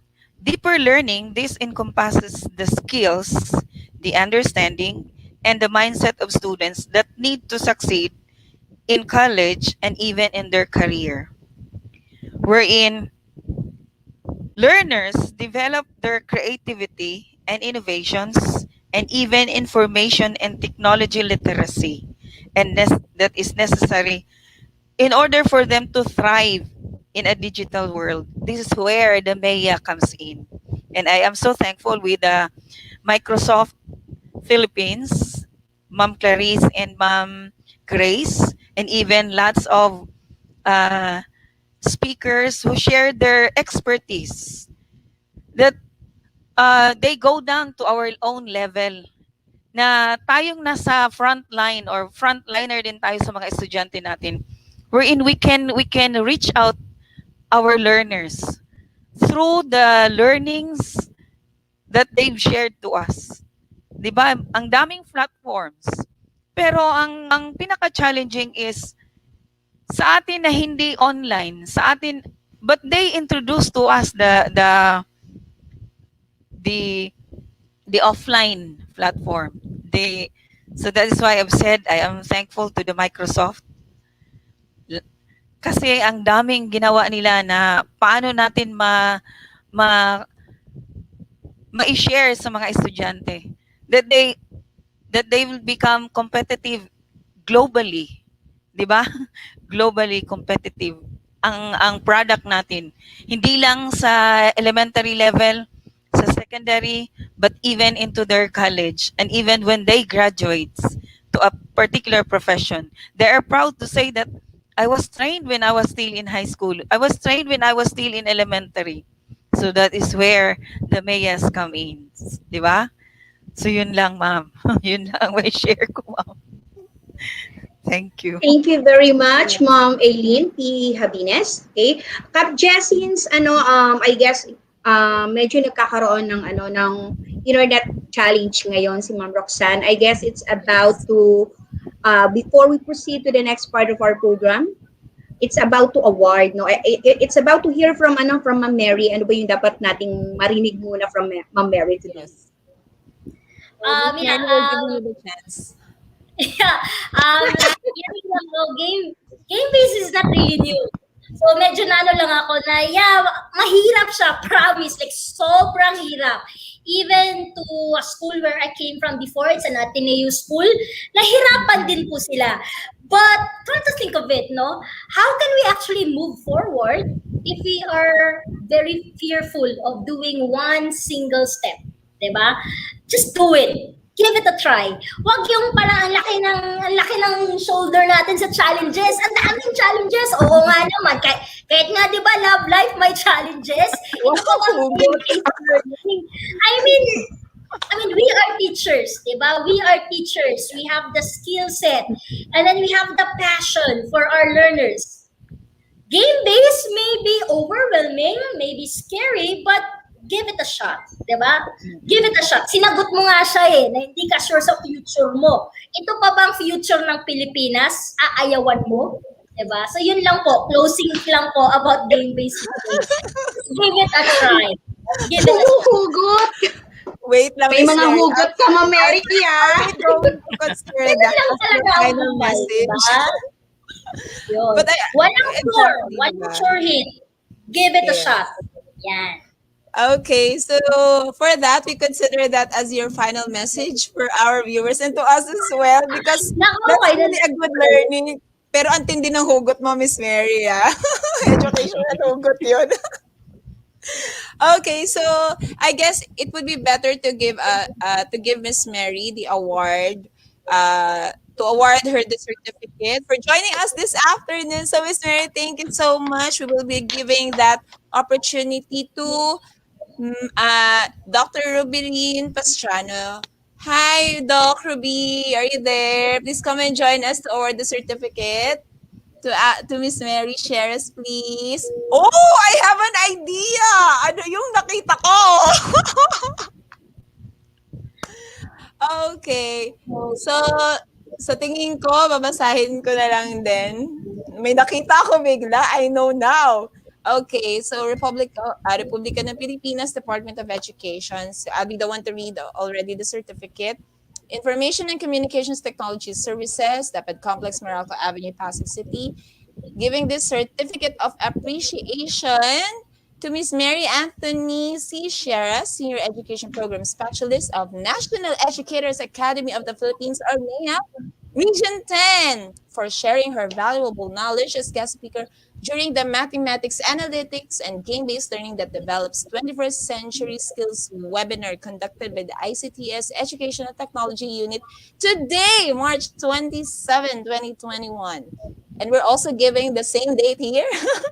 Okay, from DepEd Central Office, Meralco Avenue, Pasig City, Philippines. OUA Memo 00-0221-0212, signed by Mr. Mark Anthony CC, the head of ICTS ETU, Director Abram YC Abanil of ICTS, and of course, the Undersecretary for Administration, no other than Sir Alain Del B. Pascua. So there you have it, Miss Mary. Thank you for joining us this afternoon, and thank you for sharing Thank all about the you, game-based learning. Mary.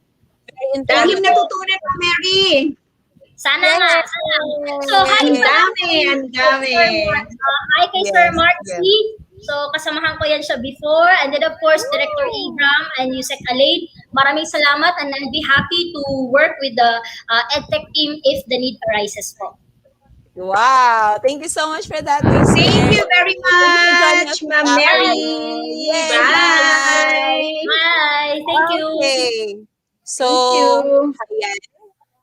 Mukhang alam ko na kung anong next nito. May nakita ka ba kanina, Cap Heidi? Okay. Wala. So, while we are... Ayun. Don't worry. So, while we are... before we go to our next segment, of course, hindi mawawala yung MEA of the month. And nakita ko siya kanina. Ala, hindi ko nakita. Nasaan ako yan? I think, Dr. B, I would like to call on Dr. Rubeline Pastrano and one of our ethics specialists to introduce the MEA of the month for March webinar series ng ating Yes. TechTalks. Dr. Rubeline, nandito ka na ba? Samahan mo kami kung kaya. Ayan, waiting kami sa private chat. Nakita ko bigla kung sino ating MEA of the month. So hindi ko nakita. Ang daya. Ang bilis ng Alright, mata ko. Go, Yes po. So this afternoon po, as part po ng segment po natin, di ba, sa episode po, nasa ika-4 na po, no? We're now on the last week for March, okay, as National Women's Month. So, yes, so since end of the month, magkakaroon po tayo ng recognition po sa magiging MEA of the month. So, syempre po, we will consider kung ano pong na-contribute po ng isang MEA, lalo na po sa TechTalk at My-TechTalk na events. So I know po lahat ng MEA are very supportive, di ba? Lahat naman po talaga eh. Pero sadya talagang minsan may pinagpala. Yes. Yes, so, talaga yung word of pinagpala talaga. And dahil nakita ko lang kanina, Ma'am Rubeline, agree ako na siya ang maging MEA. Wala akong nakita. Ang bilis ng mata mo, Ma'am Je. Naman. Yes. Spoiler si Ma'am Geraldine, no? Anyway po. So, again, yung last February, sa episode natin, no, sa February, ang nagiging MEA of the month natin ay si Cap Jed, right? Yes. Ngayon, this afternoon naman po. Yes. So, we are so grateful po sa mga contribution po ng lahat ng MEA. I know po, marami pa pong opportunities for April o who knows, may iba pang mga episode yung TechTalk at My TechTalk. So, supportaan lang po natin, alright? So, ngayon po, I will announce the MEA of the month. Director, mamaya mo na i-show yung slide ko ha pag naka-ano na talaga. Kaya kasi dapat ano siya malinis, no? Pero minsan talaga nagdi-leak eh. Okay lang din. Okay, so let me share my screen. Again. Excited na ba kayo? Sino ba ang ating MEA? Excited na po. Who's gonna be our MEA of the month, Cap Je? Sana nandito siya ngayon. Sino kaya siya? Tulungan niyo nga ako na ipakilala ang ating MEA of the month. Alright. So, congratulations po sa ating host na si Ma'am Heidi. Talaga ba? Yes. So, kasi biglang gumano parang hindi ako makapaniwala. Tapos, hindi ko siya nakita. Busy ka kasi kanina. Thank you po.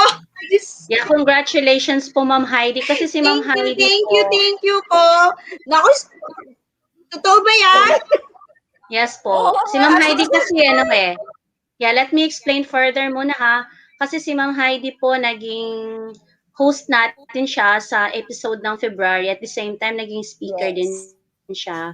At Yes. sa March episode naman, nakadalawa na siya bilang host, no? So, at marami pa Yes. po mga engagements at nakikita naman natin, no, na active din po siya sa ating mga events. So, congratulations po in behalf po ng ICTS EdTech. Congratulations to Ma'am Heidi Salik Garrido, Master Teacher 2 of Pinagbuhatan High School, SDO Pasig City, the Mayor of the Month. Thank you Ayan. po. Ayan ka, Heidi. Actually, Congratulations. kaya pala nagtanong si Sir Glenn. Tinanong niya ako, I'm preparing a memorandum. Can I have your position, your school, and your SDO? Ako naman, walang idea. Nako, thank you very much for your trust po. It's the usual kasi na tinatanong sa atin, di ba? Lalo na ng mga Yes, kasama natin sa team, Microsoft team. So, kanina kasi biglang sumaglit, tapos biglang remove. Sabi ko, uy, alam ko na kasi na ang MEA of Wala the akong Month. nakita. Wala akong nakita. Kasi Kaya pala tawa ka ng tawa dyan. Thank you very much for your trust. Okay, thank you very much po sa tiwala po at pagbubutihin pa po natin, no? Of course, lahat po ng engagement na nagkaroon ako ay hindi mawawala, Kap, no? Alam mo, kasama ka dyan. Ang buong MEA Avenger, thank you very much for your support. Ganun po sa aking school head.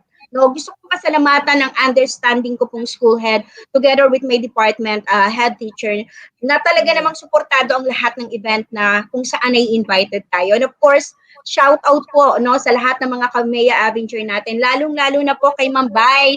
Hello, Ma'am Bay. Nako, talaga namang laging nandyan yan si Ma'am Bay as one of our supporter. To our mentors, no, Kap Michael, Kap Joanne, Kap Serena, Kap Cathy, lahat ng kasamahan ko po sa Pasig po. And of course, Ma'am Geraldine, thank you very much.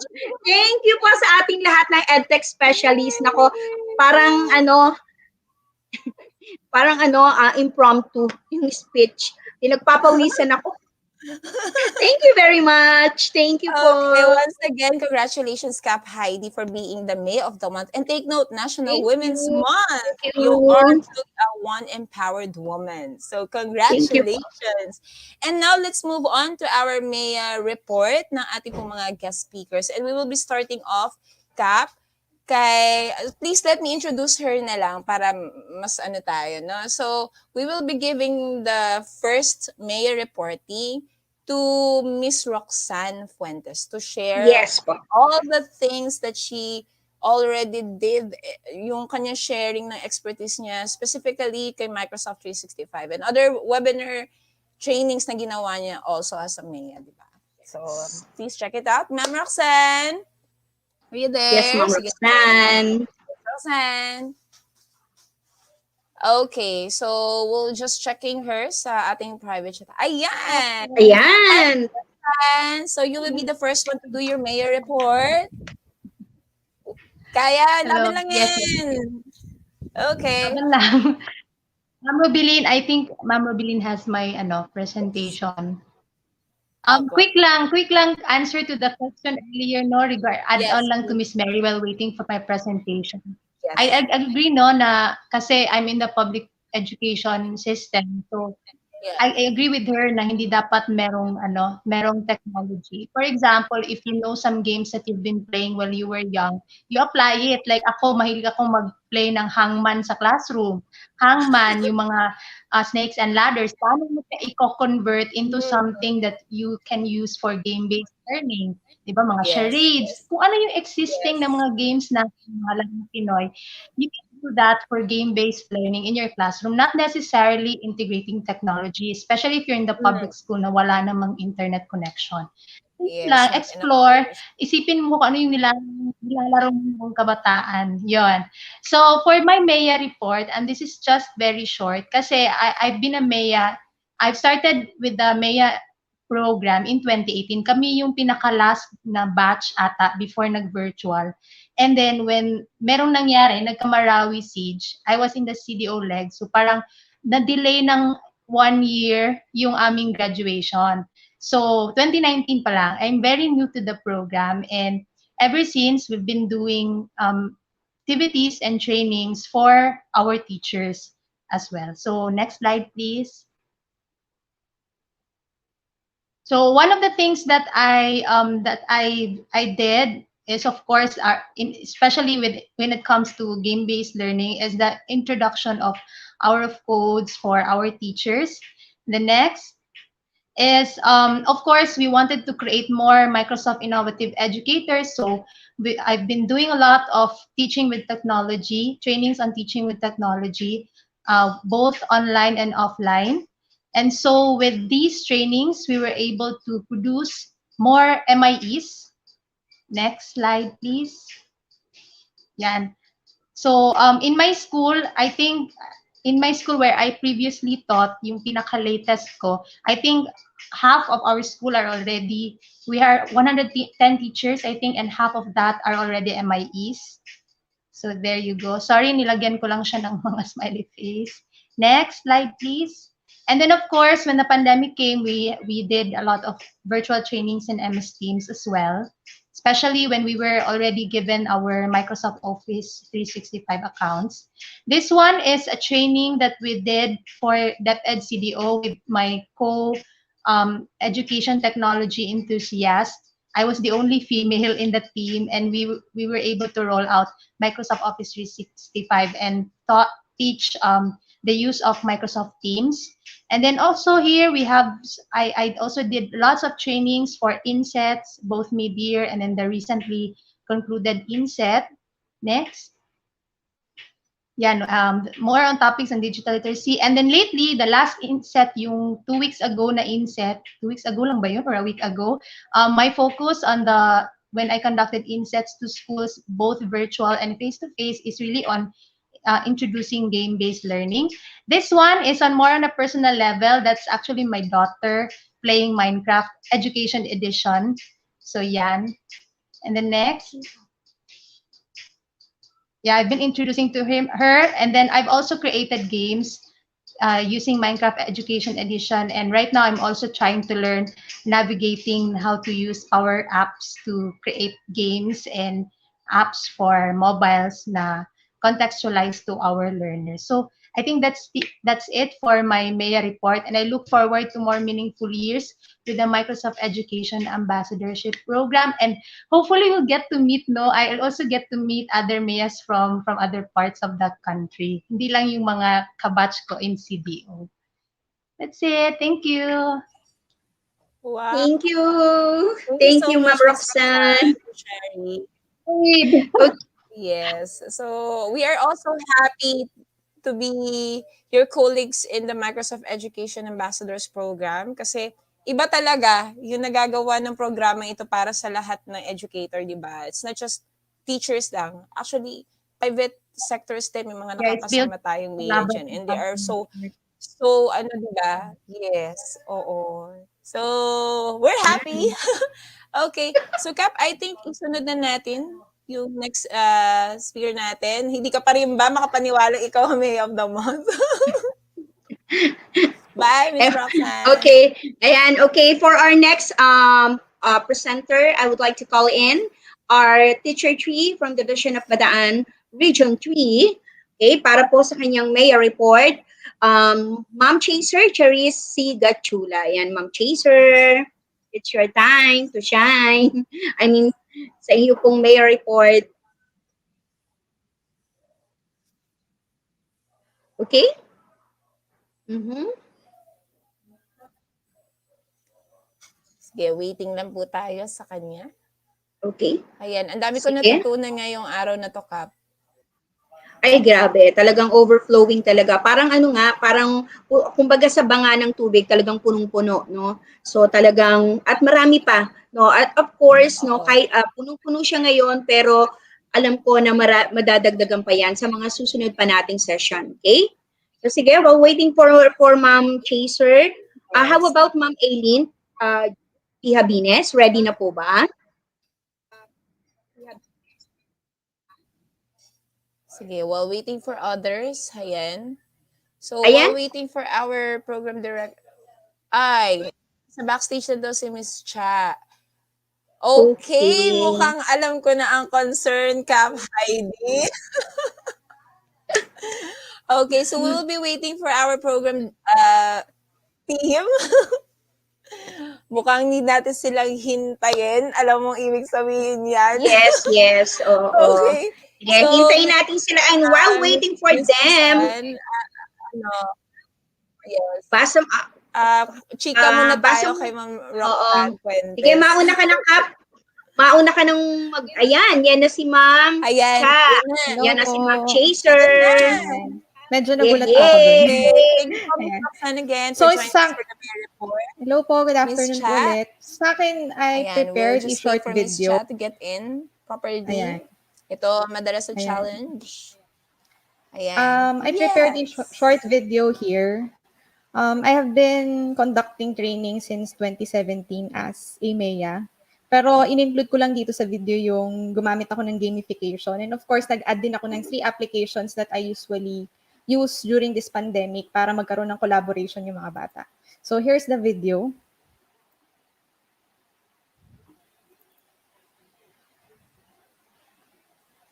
Ayan. Baka bukas mag-play na siya. Okay, wait lang natin siya, Miss Cha. Hintayin lang natin yan. Basta saan ba magpe-play din yan, Ma'am Cha? Opo. By the way, Miss Cha, you are such Andyan a lang. great speaker. Ay. Thank you for sharing your Thank you po. experience. Here's a training that we conducted together with my mentor and co-MEA, Ma'am Alma Perol at the University of Santo Tomas. The participants were the university's adopted community, and we discussed various topics including different O365 tools and applications. And of course, we integrated game-based learning during the workshop. We taught them how to use Minecraft and integrated it with the topic. We also did Code.org's Minecraft Voyage Aquatic, where they explored, played, and code all at the same time.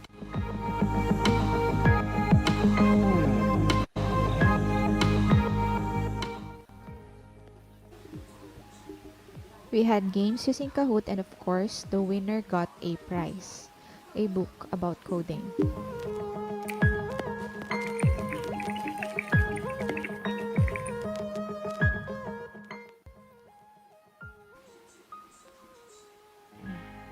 I love using Kahoot. It is one of my most used game-based learning platforms. It is very accessible, and even students without a computer at home can participate by just using their smartphones.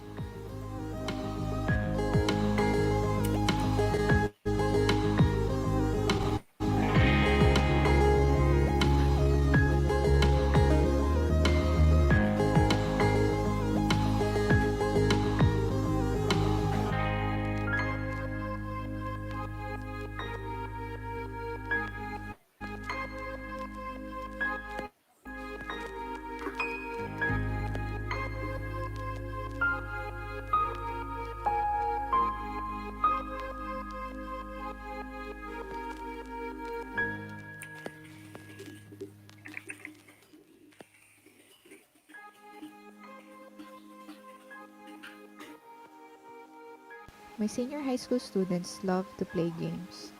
I make sure that I am updated to the games that they play and try to integrate these games with my lessons and activities. One good example of this is Among Us.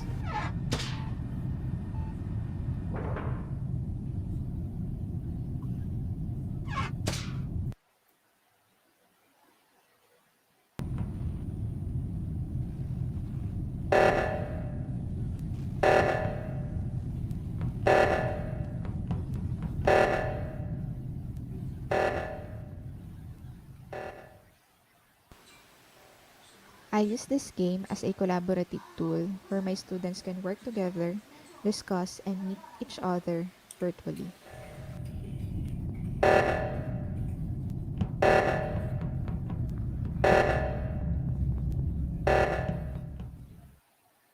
During the in-game meeting, I will ask one student a question related to the lesson and give 5 points to every correct answer.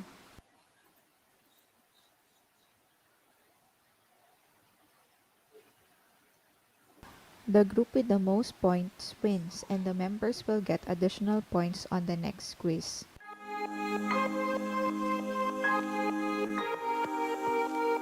Here's another free game that we can use where you and your students can meet virtually. Actually, this game is very fun kasi you can choose a world na mukha siyang classroom, and you and your students can feel na parang nasa isang classroom talaga kayo. If most of your students have a laptop at home, you can use this application called VR Chat.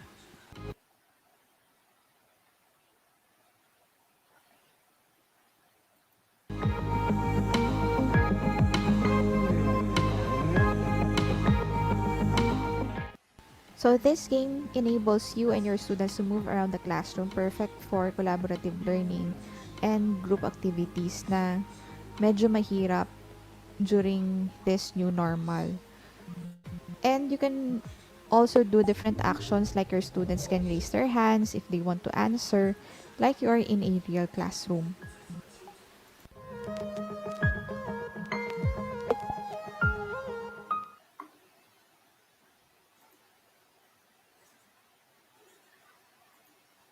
Ayan, pasensya na po at medyo lumalaban ang aking video. Medyo mabilis po ang aking internet connection today. Pero yun po, nagpo-focus po ako ngayon kasi medyo enthusiast po ako ng technology. Ayan. So kasi ngayon, parang yung mga bata natin hindi sila nagkikita, and mostly ang ginagawa lang nila, modules lang. So ang gusto ko, ma-meet din nila yung classmates nila virtually, kahit di sila nag-meet face-to-face through those applications. So natry ko po yung games na nilalaro nila. So actually, tuwa po ako dun sa Among Us dahil natitrain kasi meron po dun mga tasks. So meron po silang group activity dun, collaboration, and at the same time, you ask them questions. Ayun. So natututo yung bata. And the VR chat also is really good kasi they can meet each other, they can move around the classroom as if they are physically there, and they can do different activities. Kaya yun po. And all those apps are free, of course. Ayun po. Wow, free. Really nice. So thank you for sharing with us, Miss Cha, about those online platforms that we can use virtually po, no? And since we are in the remote learning process, lalo't still we are in the pandemic concern, di ba? Thank you for that. Thank you Okay, po. so Thank you. Cap, I will be introducing our last speaker for her MEA report. We have Miss Eileen Habines. So, Miss Eileen, hi po. Yes po, good afternoon once again, ma'am. Sige Actually, po. my MEA report is, this is a collaborative effort because I already consulted my other MEAs in our division. Hence, ang dami kaming MEA sa Davao de Oro. So, kinuha ko din yung accomplishment nila, ma'am, to showcase also what had happened in our division. Take it Being away po, MEAs. Miss Eileen. Okay, yes. I will share to you my slide, ma'am. Ito.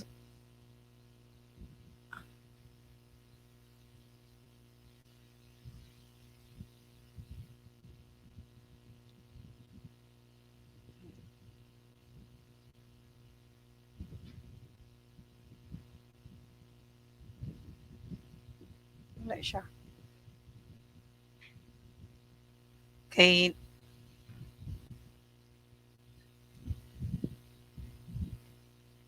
Okay, nakita na po ba ang slide ko, ma'am? Yes po, yung inyo pong PPT, ma'am. Okay, sige.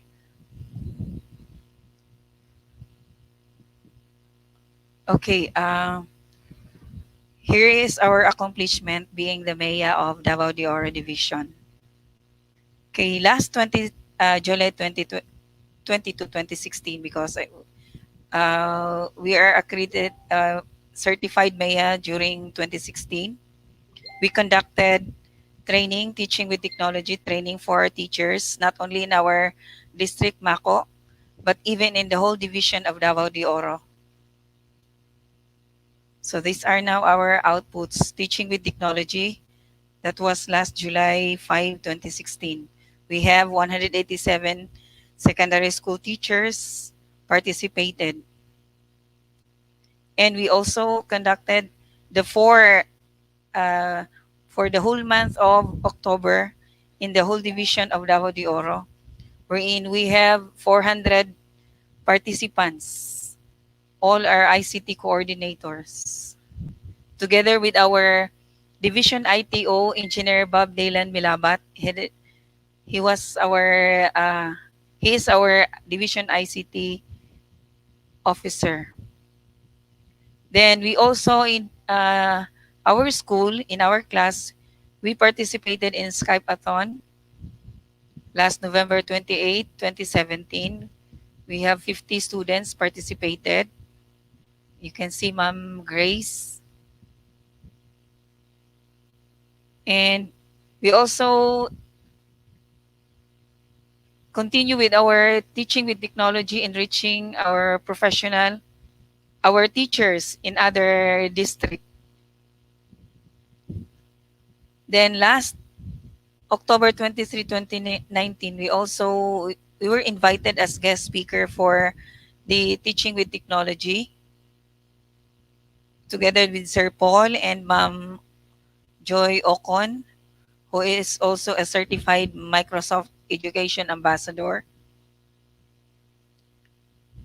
And last June 2020, during the pandemic, wherein we conducted the Office 365 digital training with our teachers. So teachers on digital transformation. So you can see our ITO officer, Sir Bob Dylan Milabat, the MEAs, Sir Paul, Sir Dandan, Sir Ma'am Sheila Dandan, Ma'am Jane Agang-ang, Ma'am Jalil, and also Sir Glenn were also invited during that time, and Ma'am Nova Ereliana. Okay. So in the other MEAs, this was the training conducted by Ma'am Salve, still in our division. The Teachers Readiness Program using the Office 365 also. So then we also another MEA conducted the training in the name of Ma'am Mercy Mercede. He also conducted the training. She also conducted the training introducing the Office 365. So productivity training, the top features of Microsoft Office for teachers, the Microsoft educator community, and the teaching with technology. So this is Ma'am Salve, one of the MEAs, what I've said a while ago. She also introduced in her class applying the Office 365. So these were the students during their outputs and their activity.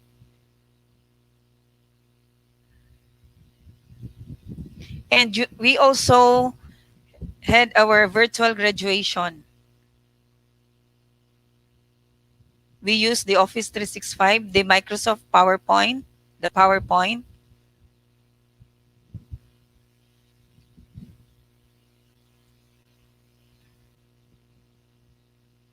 So lots of teachers in our division already acquired the Office 365 account. So these are the outputs of the teachers who already have the Office 365 account. So they really use it in their field, in their station, especially during this pandemic, because Office 365 is very friendly. And I am also happy to share also the output of our students here at Orlando S. Remando National High School and with our tagline, Vanguard. The STEM students, they joined the Robotex, and these were their outputs. the swam wide, wherein they made the massive fishes. A death of massive fishes is one of the main problem that fish growers, the producers, the markets, the one who the one who uh, facilitated this robotics was also a MEA in the name of Ma'am Elsie Y. Manggilimutan or B. Manggilimutan. So these were her outputs, wherein they used students using the Excel and the PowerPoint and also the Word, Microsoft Word. These are also other robotext output of the students.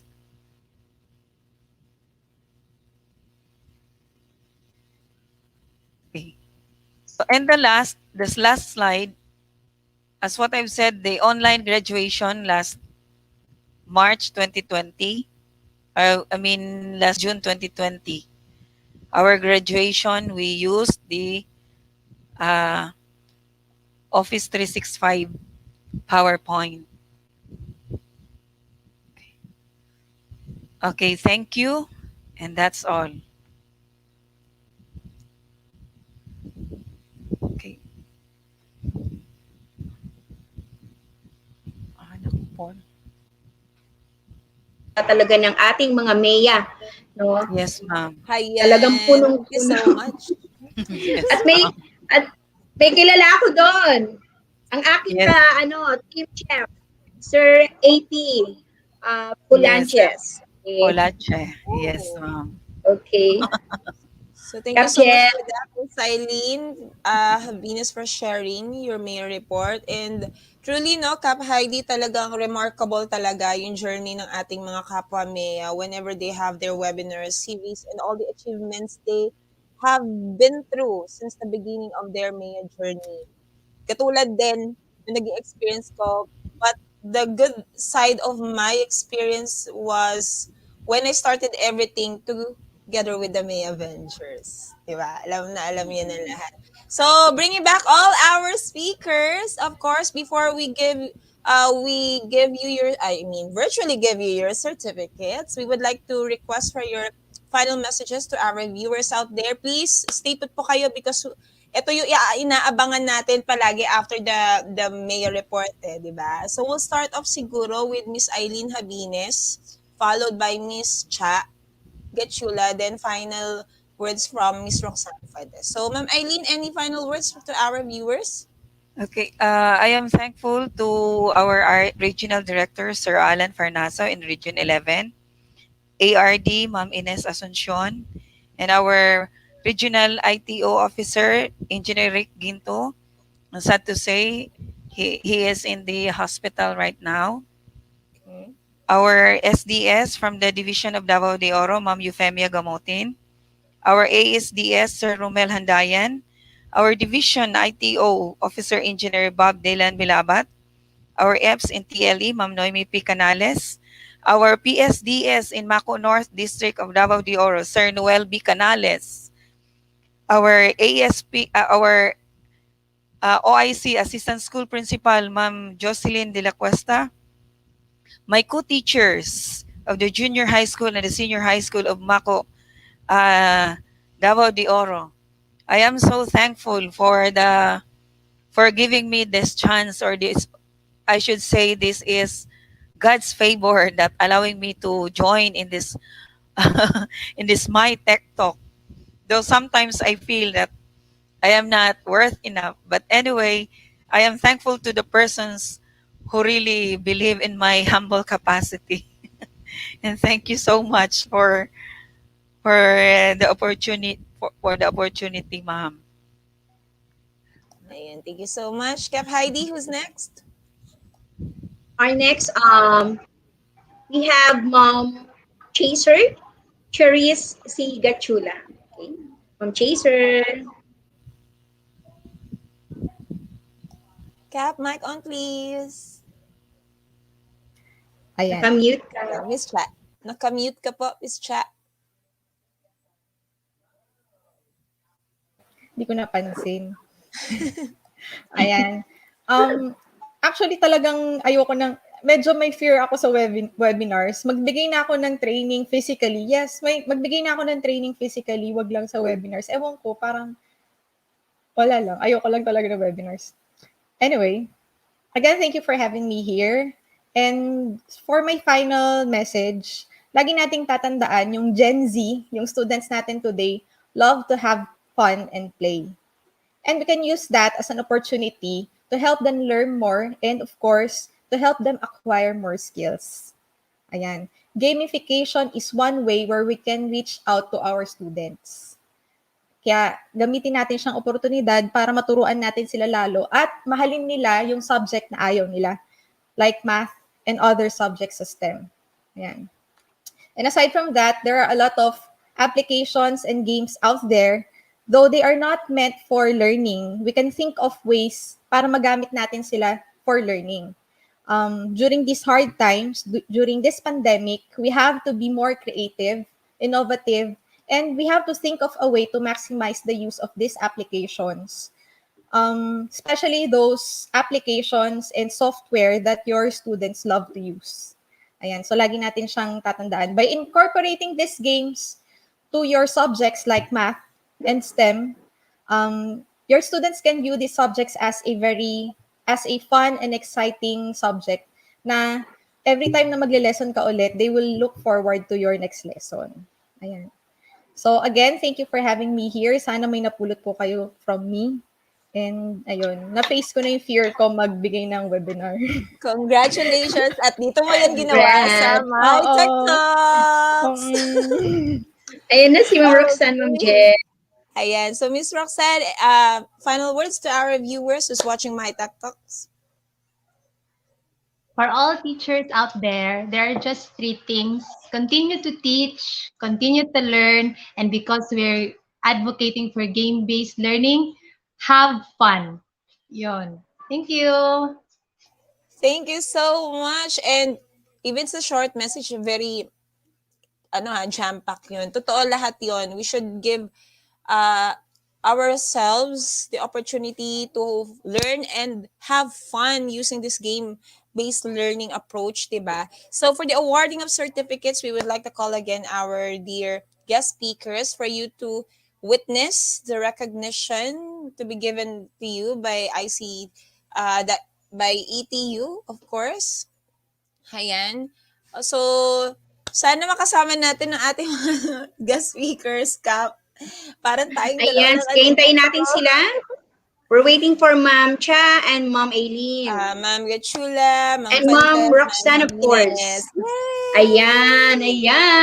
Laban lang sa internet connection.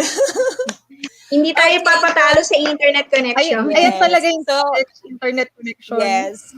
Cap Heidi, giving you the way to read the certificate and mention all the names of our speakers who will be receiving this one. Is it okay, Cap, if I'll ask you to read it, no? As of the moment talagang I don't know. My eyes are struggling talaga, no? Masyado nang malabo. Okay po. So in general, this is the content of the certificate. Okay.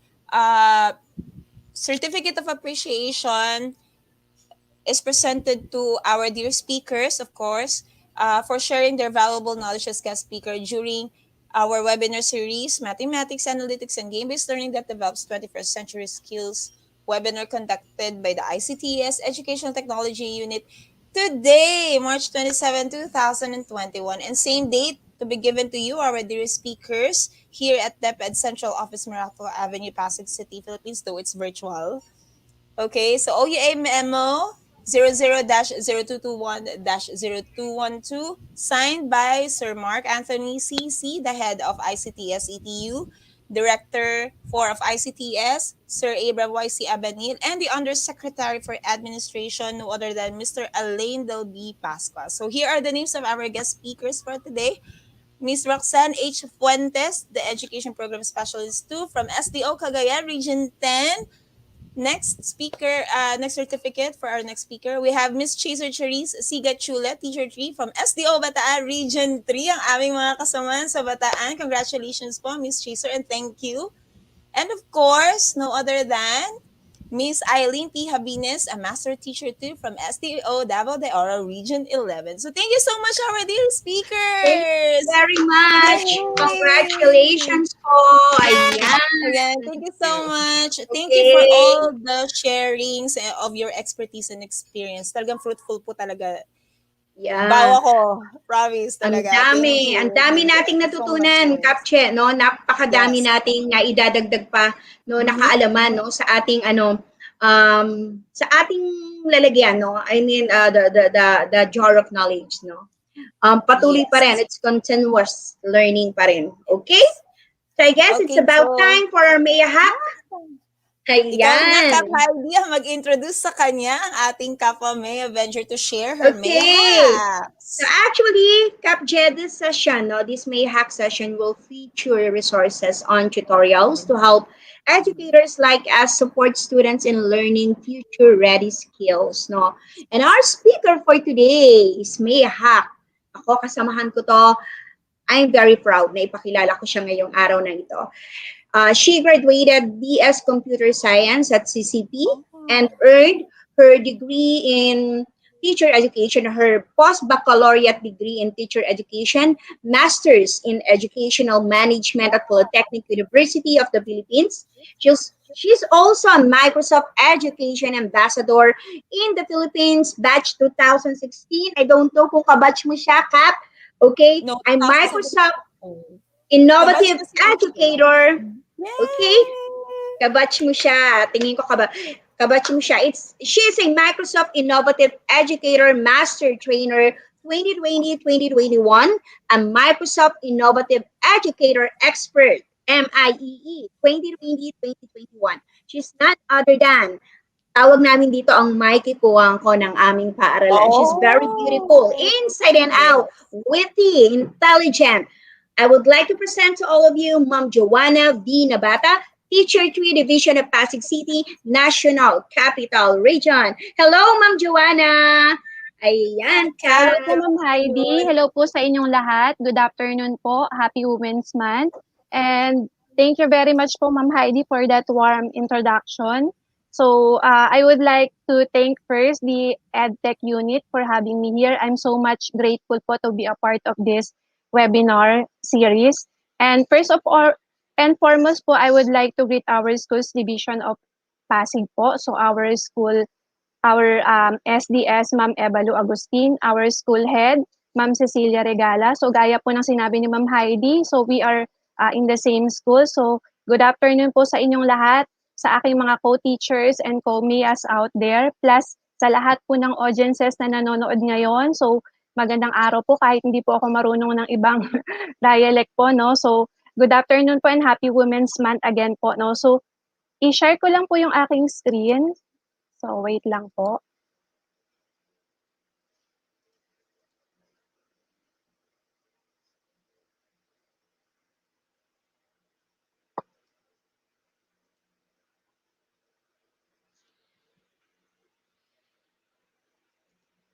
Nakikita na po ba?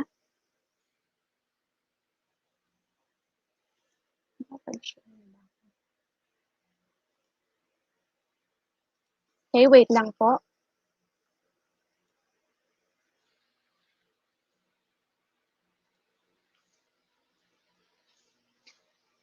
Hindi pa siya nag-appear.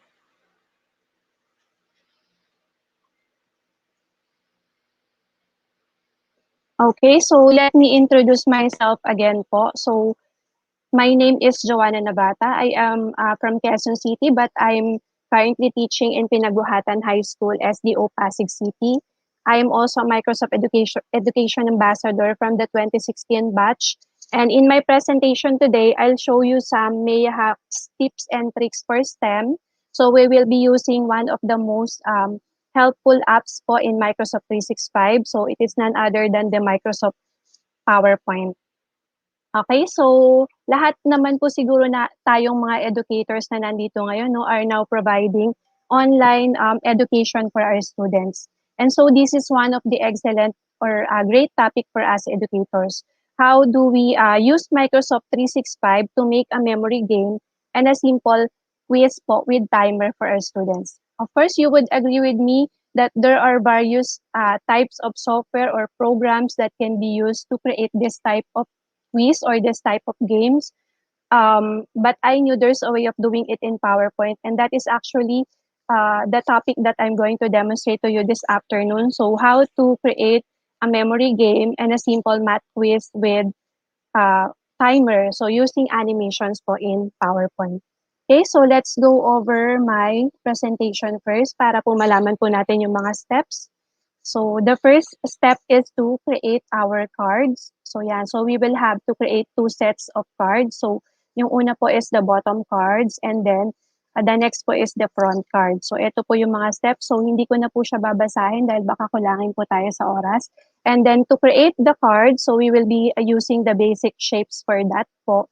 And then later po, after you have created po the cards for our bottom cards, uunahin po muna natin yon. And then later, we will rename it po para po sa next step po. So to rename our bottom card, so we have to go to the selection pane. So from there po, you will be able to see all of the shapes or the objects that you have created. And then to rename po the shape, so click lang po natin and then double click lang po natin and then type po the full name, the new name. Okay, so next meron po dito sa baba, repeat all the process for the top card. So we will have to make another set of cards again. Doon naman po sa ating front or the top cards naman po. Okay, so after you have created, magre-rename din po tayo. Same process lang po, no? Patulad po ng sa bottom cards. And then dito po, ang next step po natin is to include our pictures po sa ating bottom card. So it's optional po kasi po if you want your memory game to have text po, so text po yung ilalagay po natin, no, instead of picture. Pero for this activity po, ang ide-demonstrate ko po later kung paano po ayan, so ang content po actually po ng ating memory game is picture. Okay, so next po, after you have included the picture, ayan, so we will now apply the shape animation po. So to avoid confusion po, yung mga animation po na ilalagay po later ay gagawin lang po natin or i-apply lang po natin sa ating mga top cards, no? So yung unang-una pong animation na gagamitin natin is the entrance animation. Ayan, so we will have to set the trigger. So sa number 6 po na step, so we will have to set the trigger on click po and then choose the first name or the first shape po ng top card. And so uulitin lang po yung process. Okay, so next po, after you have created or applied animation to all our top cards, lahat po yun, puro exit. And then the next animation that we will apply is the entrance naman po. So to make the card or the top card reappear po again. And then for this po, animation po na gagamitin po natin ay entrance. And then we will have to set the trigger po to the first shape of the bottom card. So paulit-ulit lang po yung procedure. And then ginamitan po natin siya or gagamitan po natin siya ng trigger. Kasi po this is great when you want to or when you have animation po, more than one animation po sa isang slide, no? And then next po, ayan, so dito na po tayo. So how do you create a simple quiz po, no, with timer for our students? Pakita ko lang po yung steps. Okay, so step number 1 po is to create your front page. Ayan po, no? And then, so this can include po yung mga name po ng, for example, quiz number po o kaya yung name po ng lesson plus your instruction. Okay, so sa step number 2 po, so pwede na po tayong maglagay po ng question and answer. So for this activity, ang ipapakita ko pong type ng quiz later ay multiple choice type po. So example po niyan yung, ayan po yung nasa, wait lang po. Ayan. So math question po, no? And then for step number 3, after we have created po yung ating question, so pwede na po tayong maglagay po ng, wait lang po Ayan, so ng shape po no sa ating para gagamitin po natin sa ating timer. So each shape po, so naglagay po ako diyan ng sample po na 1 to 5 rectangles that will represent our seconds po for our timer. And then we will have to add exit animation, so starting from number 5 para isa-isa po siyang disappear later. And then for step 5, we will have to delay the timing po no to 1 second to represent po 1 second for each shape. And then so we will have to repeat the same process for numbers 1 to 4. Ayon. And then number 7, stack the numbers on top of each other po for hiding po yung ibang shapes po ng ating timer. So with top 5 on the top, with number 5 pala po on the top. And then we will have to add animation to reveal the correct answer. So yun po yung ating procedure. So we will go now with our actual demonstration. So open lang po ako or create lang po ako ng panibagong slide. Ayan, so I have now my blank presentation. So for this activity, wala po muna akong i-add po na design. So I will be setting po the layout of my slide to blank. So click ko lang po yung blank. Ayan, so para po wala pong masyadong distraction, para po mas makita nyo po, no?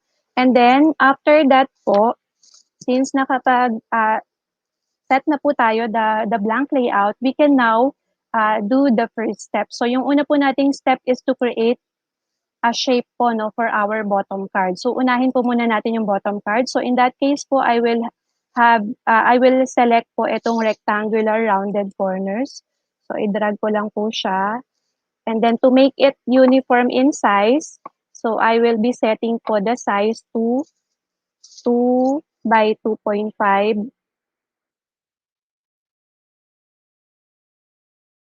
2.5 inches po. Ayan. Para po pare-parehas po ng size. And then after that po, we will now make a duplicate copy of this shape po by clicking Control D. So nag-Control D lang po ako for duplicate. Ayan. And then duplicate po natin. And then how many cards are you going to make? So it depends po sa gusto nyo pong number of pairs po sa inyong memory card or memory game. Okay, so for this activity po, so I will just make ayan, so yung 2 by 3 po na, wait. So, wait lang po. Kamali ako ng pag-press. Okay, so Control D lang po natin for duplicate. So, meron na po ako ngayong set po ng aking bottom cards. Okay, so ano po ang susunod nating step? So the next step is to rename our bottom card. So we will start from the first object. So ito po yon yung ating bottom card number 1. So ito po siya. To rename po the object, we have to go to the shape format and then i-click po natin yung selection pane. And then dito po sa right side, so you will be able to see all of the shapes po na na-create po natin. So which have ayan, so 6 na po na rounded rectangles. So isa-isa po natin siyang i-rename. So we will be starting from eto po no. So yung unang-una po natin which is the so say for example, ang ilalagay ko since ito po ay bottom card, so lalagyan ko po siya ng bottom 1. So later makikita niyo po why it is important to rename po the shape no. So same lang po ng procedure dito. So we will rename it to bottom 2. Copy ko na lang po ito. Okay, so double click lang po natin and then we will rename it as bottom 3. Ayan, so double click lang po natin siya ulit and then ito naman po yung bottom 4. Same lang po. So this is bottom 5.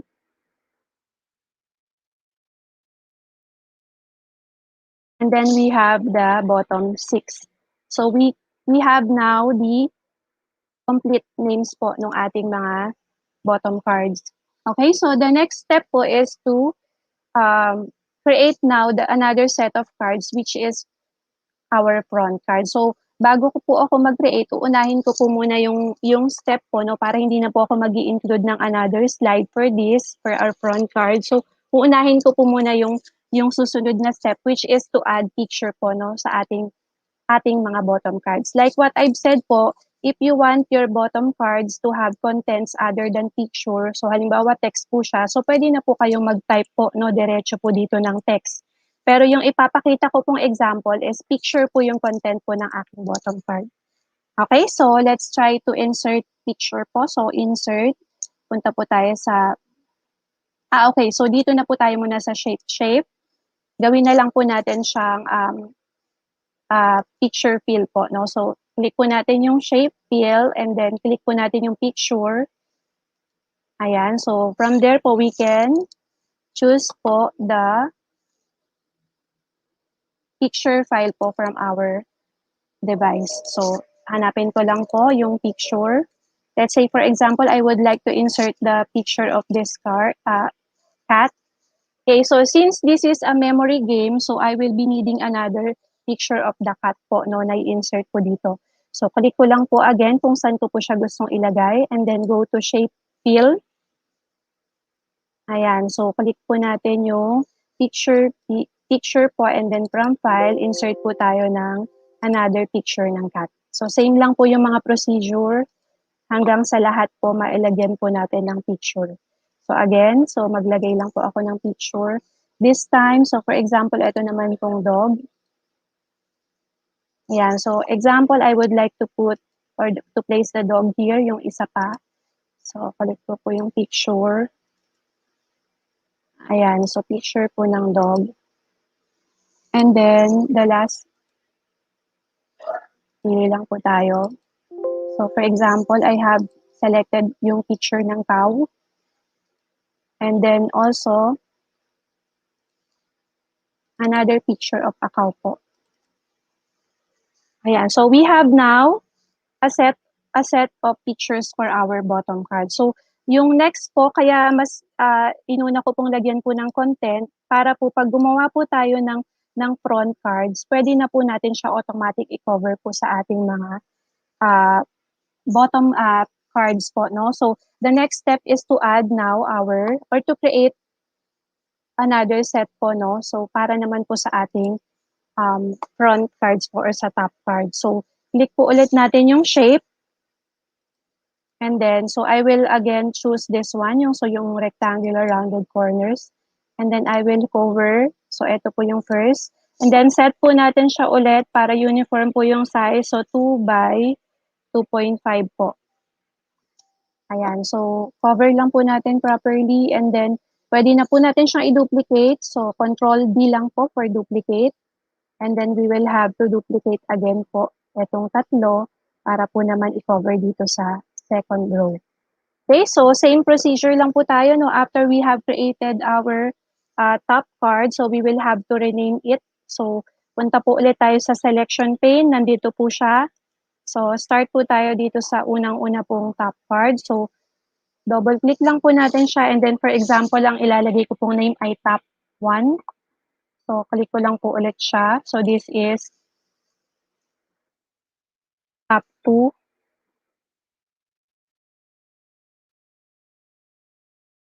Okay, so this one is top 3.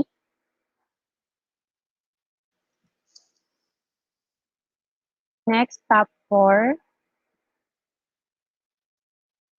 Top 5, and this is top 6. Okay, so kompleto na po yung ating cards, no? So, yung susunod po natin gagawin is to apply, kasi as we can see po, if we take a look at our output, ganito lang po siya. So, naka-cover lang po siya, and then when I click po the presentation, so mag-e-end na po siya agad, no? So, in that case po, we will need to add animation po to our front card. So, katulad po ng sinabi ko kanina, para po medyo hindi po tayo malito, lahat po ng animation na ilalagay ko po ngayon ay i-apply po natin sa ating top cards. Okay, so Ayan, so let's start with the first animation. So click lang po natin yung object number 1, yung top 1. And then click po natin yung animations. So the first animation that we will apply is the exit animation. So for example, I will choose the simple, yung pinaka-basic po, which is the disappear.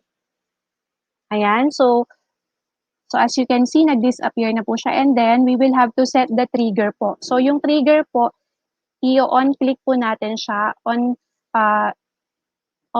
bottom 1 po, no? So dito po siya. Ang concept po niya is when you click po the top 1 po, no? So when you click po the top 1 po na shape, so saka po siya mag-animate. Okay? So click ko lang po yung top 1. And then same lang po dito. So add animation and then exit. Piliin po natin to. And then trigger po natin siya on click of top 2. Puro same lang po yung procedure natin. So animation natin ay exit. And then so we will have to set the trigger on click of top 3. So same lang din po dito. Animation po natin is exit and then trigger on click of top 4. Ayan, so ulitin lang po natin. So this time for top 5 naman po siya. And then for top 6, animation po natin, so we will have to trigger it on top 6 po, no? So let us take a look po at what we have done so far. So halimbawa nag-slideshow po ako.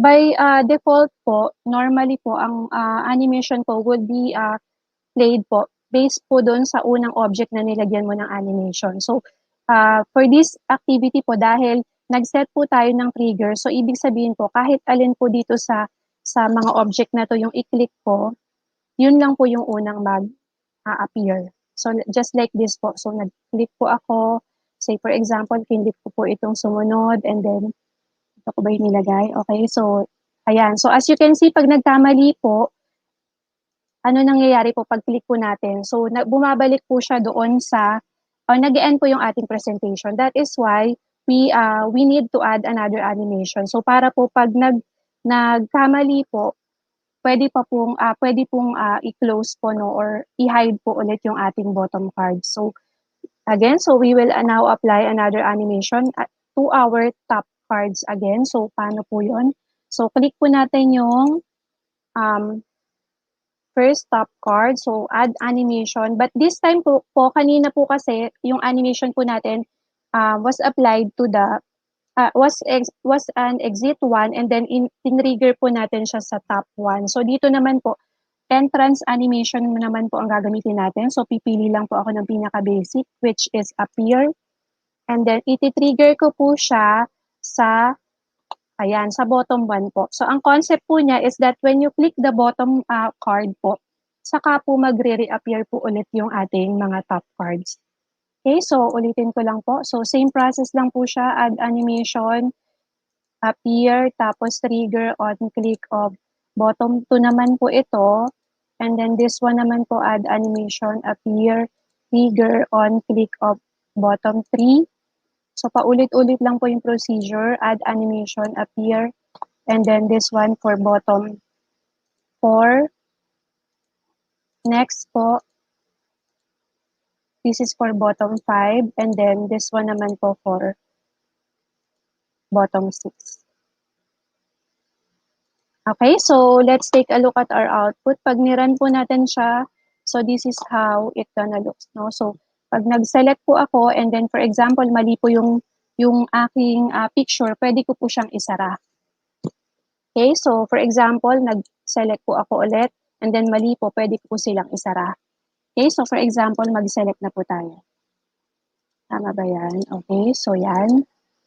Ayan, so for example, tama na po siya lahat. And then, ang gusto ko po, for example, meron po ako yung isang button na i-click na kapag pinlik ko po siya, automatic po, magsasara po ulit itong mga bottom cards. So mag-re-appear po yung ating mga top cards.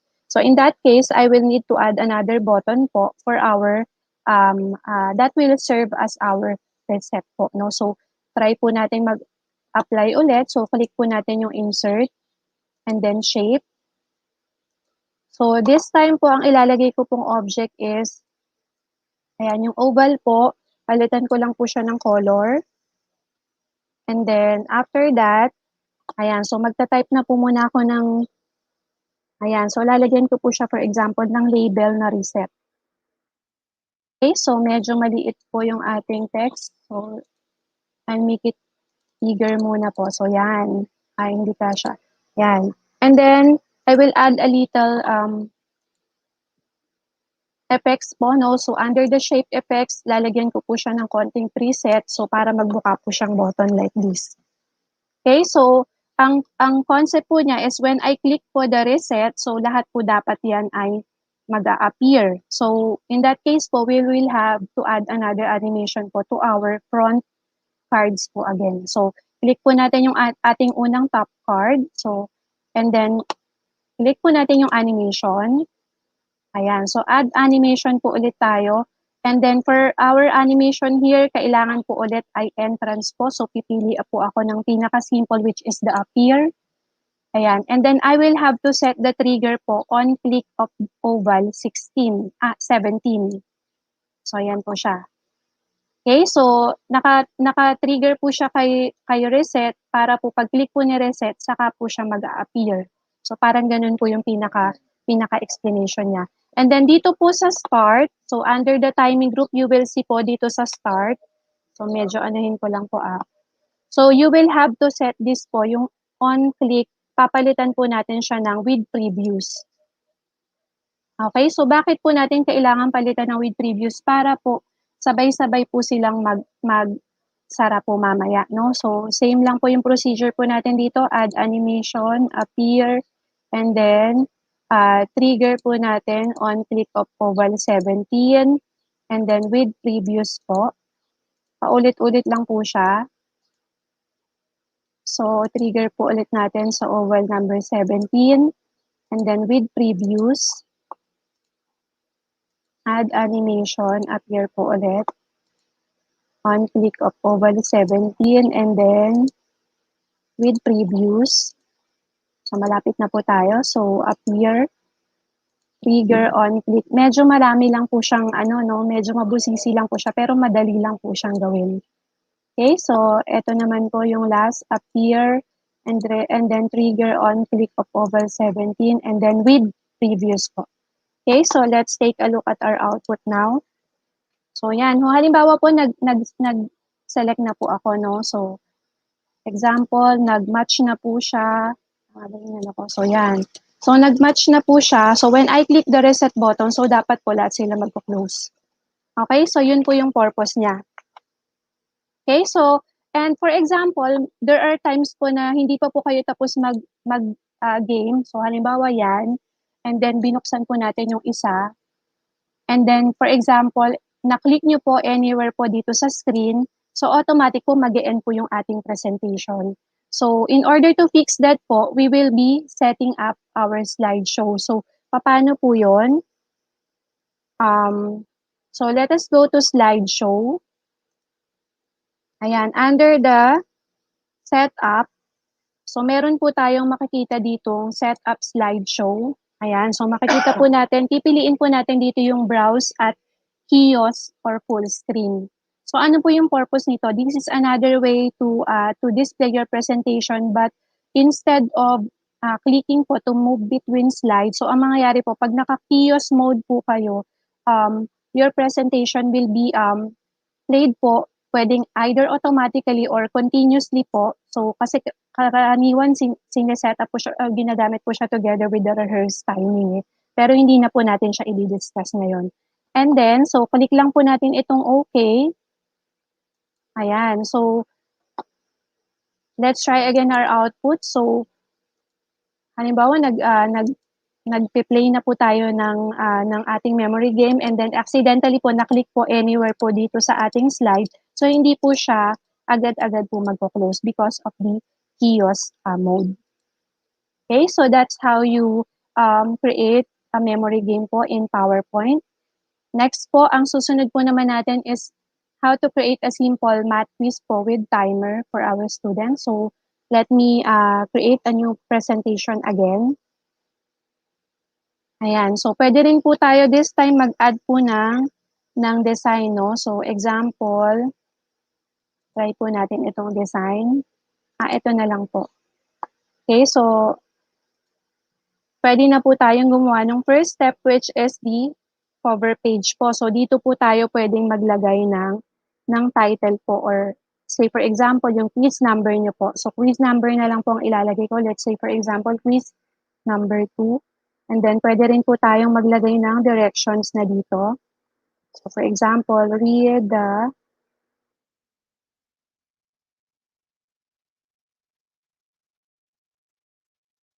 the questions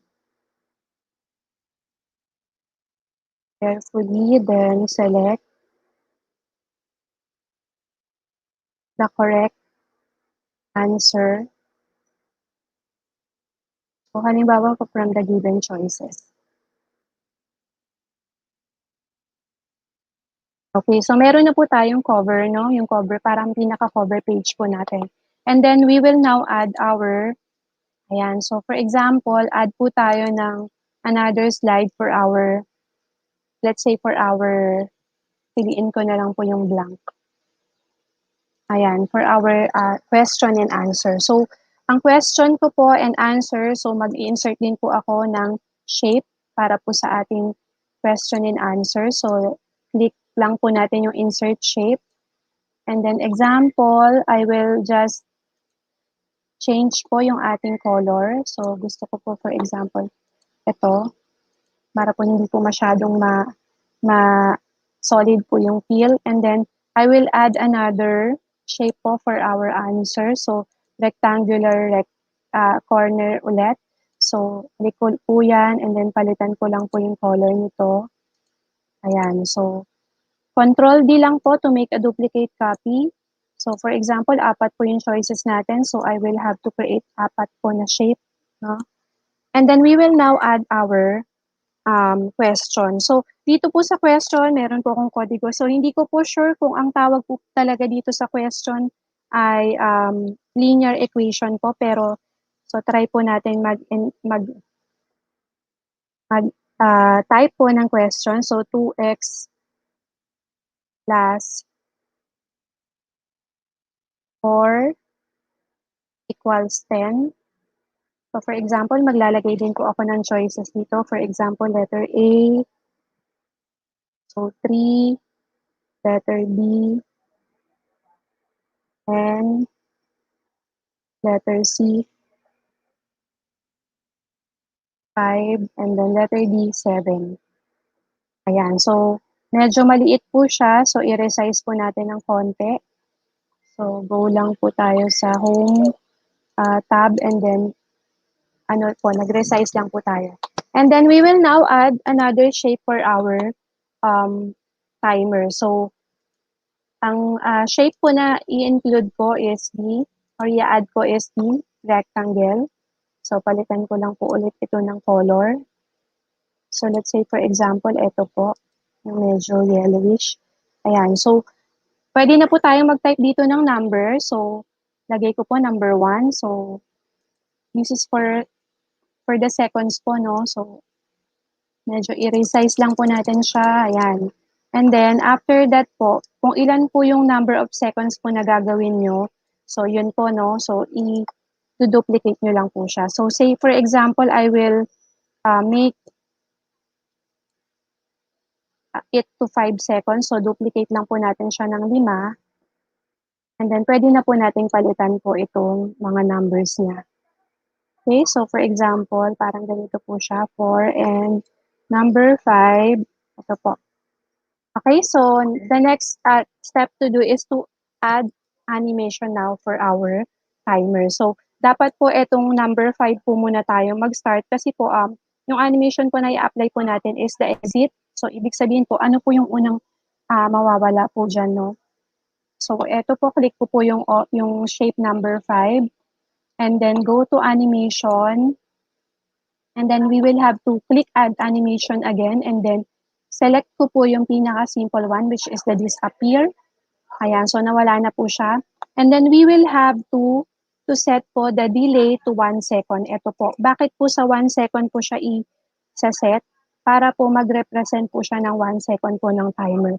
So, ayan po, no? So, dinelay po natin siya ng 1 second. So, same lang din po sa number 4, add animation, and then disappear. Ayan. So, but this time, instead po na on click po, like like what we have in number 5, so ang i-click po natin dito ay with previews. So, after previews, ayan. So, and then we will have to set the delay again to 1 second. So, yan. And then same procedure na po tayo sa mga dulo, no? So 3, and then add animation, tapos disappear, and then dito po after previews, set po natin siya to 1 second. And then ganun din po dito, no? So exit po yung pinili ko, and then after previews, and then 1 second po. And then sa last number po natin, which is 1, ganun din po. So disappear, and then dito po after previews, and then 1 second. Okay, so let's try to preview our animation. So click po muna natin yung animation pane para tignan natin kung magra-run po ba ito. So start po tayo dito sa number 5, play from. So parang ganito po siya.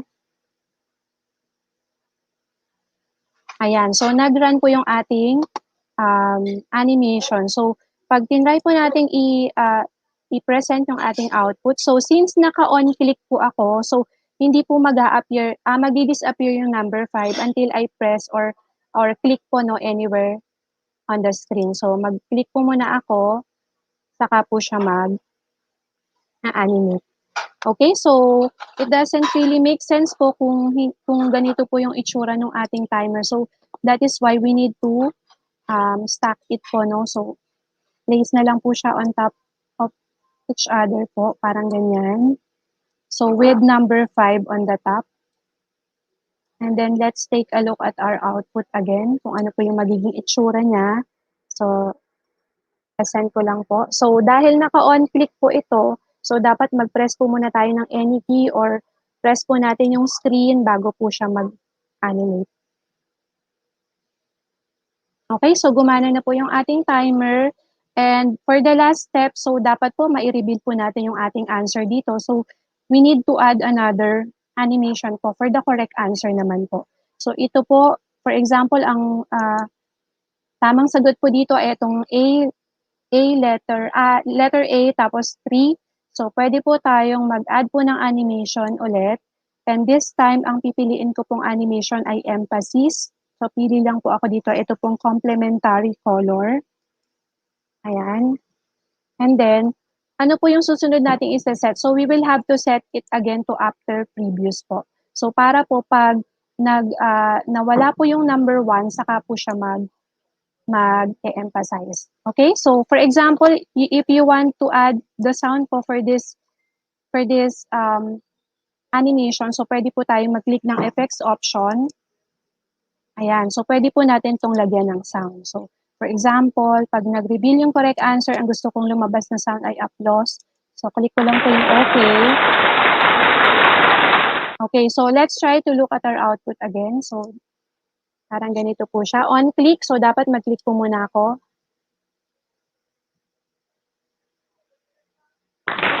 Ayan. So, lumabas na po yung ating correct answer. So, yun yung letter A po. So, this time naman po, mag-create po tayo ng another question po, no? Para lang po maipakita ko sa inyo kung paano po siya tatanggalin po yung animation or papalitan po ng correct answer. So, duplicate na lang po natin yung slide. And then we will change this one. Palitan po natin yung question. So, for example, yung ginamit ko kanina. Yan. So, for example, 5x minus 10 is equal to 15. For example, ito na rin po yung choices, pero ito po yung correct answer, yung letter D. So, in that case po, we will have to remove the animation here po sa A, no? So, to do that, pwede po kayong magpunta po sa animation pane, click nyo po yung remove. Or pwede rin pong simply press the delete key. So, i-remove ko na po siya. And then, I will be applying the new animation dito po sa number 7. Kasi po, ito po yung, tama ba? Ito yung correct answer. So, ito. So, add animation lang po tayo. So, just like what I've used po yung complement kanina. Ayan. So, select ko lang po sa start yung after previews. And then, lagay po ulit tayo ng option, yung sound. So, applause. Ayan. So, click OK. So, let's try to run our animation. So, our presentation. So, eto na po siya. And then, on-click po yung question. Kaya dapat po mag-click po muna ako anywhere bago po mag-start ang timer. Okay. So, next naman po, next question. On-click din po siya. So, ayan po siya. So, that's how you create po a simple math quiz with timer po, no? So, using animations in PowerPoint. Okay, so as you can see po, napakarami pa po actually na pwede po natin gawin, no? Na games or quizzes po para sa ating mga estudyante by just using the Microsoft or animations Microsoft PowerPoint. And actually po, no, this powerful yet inexpensive tool po can make our presentation not only dynamic but also interactive and engaging for our students. So, pwede po natin siyang i-explore. So, para po malaman po natin kung saan pa po natin siya pwedeng magamit. So, as I've searched po, nakita ko po sa net, no, marami po siyang games na pwede pong i-create. Nakita ko po doon yung Family Feud, Who Wants to be a Millionaire, Wheel of Fortune, Monopoly, Deal or No Deal, and so on. Marami po tayong pwedeng gamitin. So we just have to explore po para ma-maximize po natin yung capabilities po ng program. And that ends my presentation today. So I hope I have imparted something valuable to you, my dear educators. So again po, maraming salamat and God bless us all.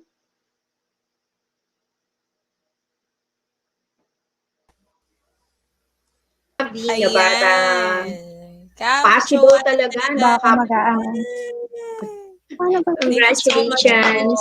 Congratulations for sharing your expertise and very helpful yung mga tips and tricks sa MEA Hack talaga. So I do hope our fellow educators will use those techniques that you have shared this afternoon. So now, we would like to ask you some final messages, Kap Heidi, no, from our MEA Hacker today, from Joanna. Yes. Ayan, again po, para sa lahat po ng nanonood, no, especially po yung aking mga kakilala, po teachers po and po MEAs. So sa lahat po ng aking ka-department po sa Pinagbuhatan High School. Maraming salamat po kung nanonood po kayo, no, and I hope na ma-explore po natin dahil marami pa po tayong pwedeng paggamitan po ng iba't ibang applications po ni Microsoft. And at the same time, hindi po natin kailangan lagi po naka-online katulad po ng binanggit po kanina ng ating mga speakers. So we can do offline based po na game na pwede po natin magamit sa ating mga estudyante. So thank you very much po sa lahat and happy Women's Month. And of course, Kapche, for the awarding of our certificate, I'll give you the floor. Yes, to award a certificate of participation to our MEA Hack speaker for today. Okay, for the certificate of appreciation from Department of Education, ICTS, Dapat Complex, Meralco Avenue, Pasig City. The certificate of appreciation once again is given to Miss Joanna V. Navata, Teacher 3, STO Pasig City, NCR Pinagbuhatan High School, particularly for sharing her valuable knowledge as guest speaker during mathematics, analytics, and game-based learning that develops 21st century skills webinar, particularly again, MEA Hacks. Thank you po, Miss Joanna, for that. Conducted by the ICTS Educational Technology Unit today, March 27, 2021. Same date given to you. OUA Memo 00-0221-0212, signed by Sir Mark Anthony CC, the head of ICTS ETU, Director Abram YC Abenil, Director 4 of ICTS, and of course, the Undersecretary for Administration, Sir Alain Del B. Pascua. Thank you so much, Miss Joanna Navata. Thank you, Ma'am Joanna. Thank you po, Ma'am Ang daming Geraldine, manonood Ma'am ulit Hyde. nung ng video mo, no? Dito nakalagay, they're gonna watch it again, no? They're gonna watch it again. Yes, Ako kasama rin. sila sa Opo. team replay. Mamaya Yes. magte-team Opo. replay tayo. Sige po, ma'am. Thank you po. Correct. Ang galing, ang galing. Okay po. Thank you. Thank you very Ayan. much po. Kapje, Yes. Paano ba yan, ano Kap na Heidi? ang susunod natin? Going down na tayo sa pinakahuli nating segment. Yes. Siyempre, ang pinakapaborito Siyempre. ng lahat dahil palaging may prize. No other than, ano nga yun, Kap Heidi? Okay, it's about time na magpunta na tayo no sa kaabang-abang na portion ng ating programa ng ating session, which is the MEA Quiz. Okay? So sino ba ang ating game master for today, Kapje? And our game master for this afternoon's MEA Quiz is no other than one of our edtech specialists. Iniidolo ko rin to sa kahusayan dahil naging speaker din natin siya. Even sa virtual inset natin, di ba, a week ago. No other than Miss Glenna A. Tagibaw. Cap Glenny, hindi ka ba? Hi, Cap Glenn. Ay, wala si Ma'am Glenn's pa. Pero sa tingin ko, waiting tayo. Doc Rubelin. Yes. Yes, Ayan, good si Doc afternoon Rubelin. po. Yes, ayong hapon sa tanan. So, wag po kayo mag-alala. Ready po ako for the MEA Quiz. Yes. Okay. It's Doc Rubelin Pastrana to give us the MEA Quiz. What a surprise. Thank you so much po. Go ahead, Ma'am Rubelin. Yes po. So, yes, panang po ng mga browser ninyo at pakipunta naman sa kahoot.it. So, KAHOOT.it. So, kahoot.it po yun, no? Then, get ready for the game. Ayan. So, in a while, ayan na yung code. Naka-flash na yung code. 1731201. Yan ang ating code. Yes. Ayan na.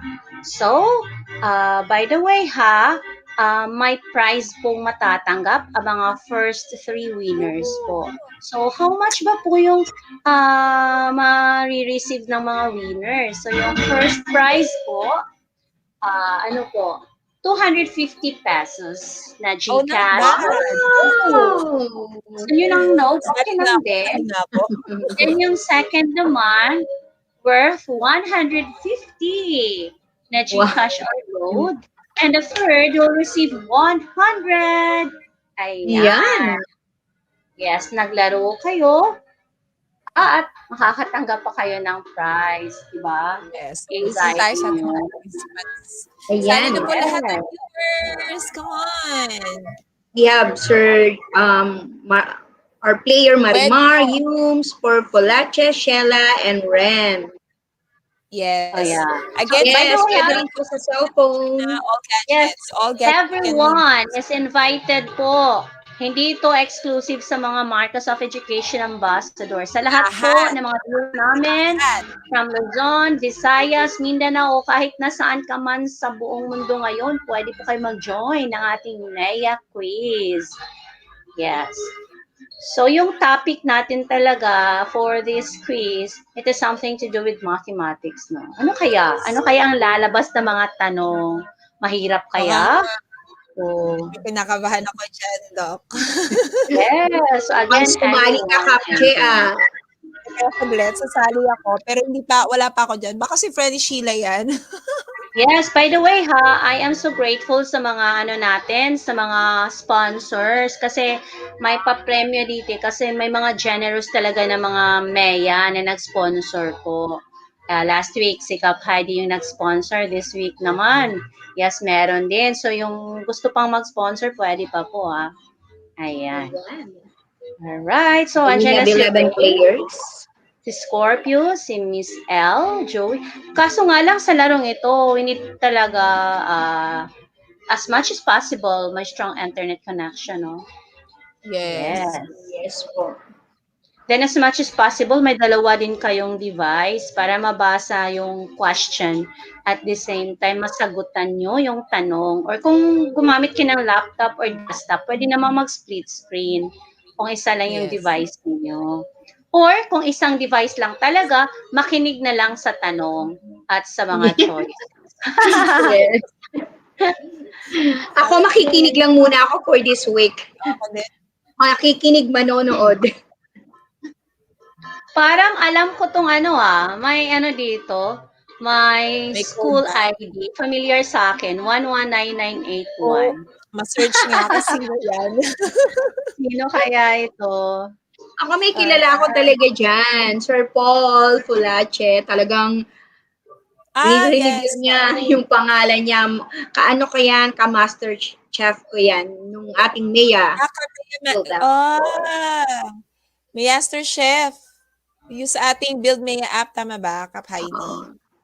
Yes. Then we have Miss L. Alright, then by the way po, may surprise kami after ng MEA Quiz. First time po itong ginawa namin for the entire episodes po na Mi-TechTalk. Yes. Wow! Ano ba yung surprise na yan? Abangan natin yan. Yes po. Kasi surprise eh. So, later na natin malalaman.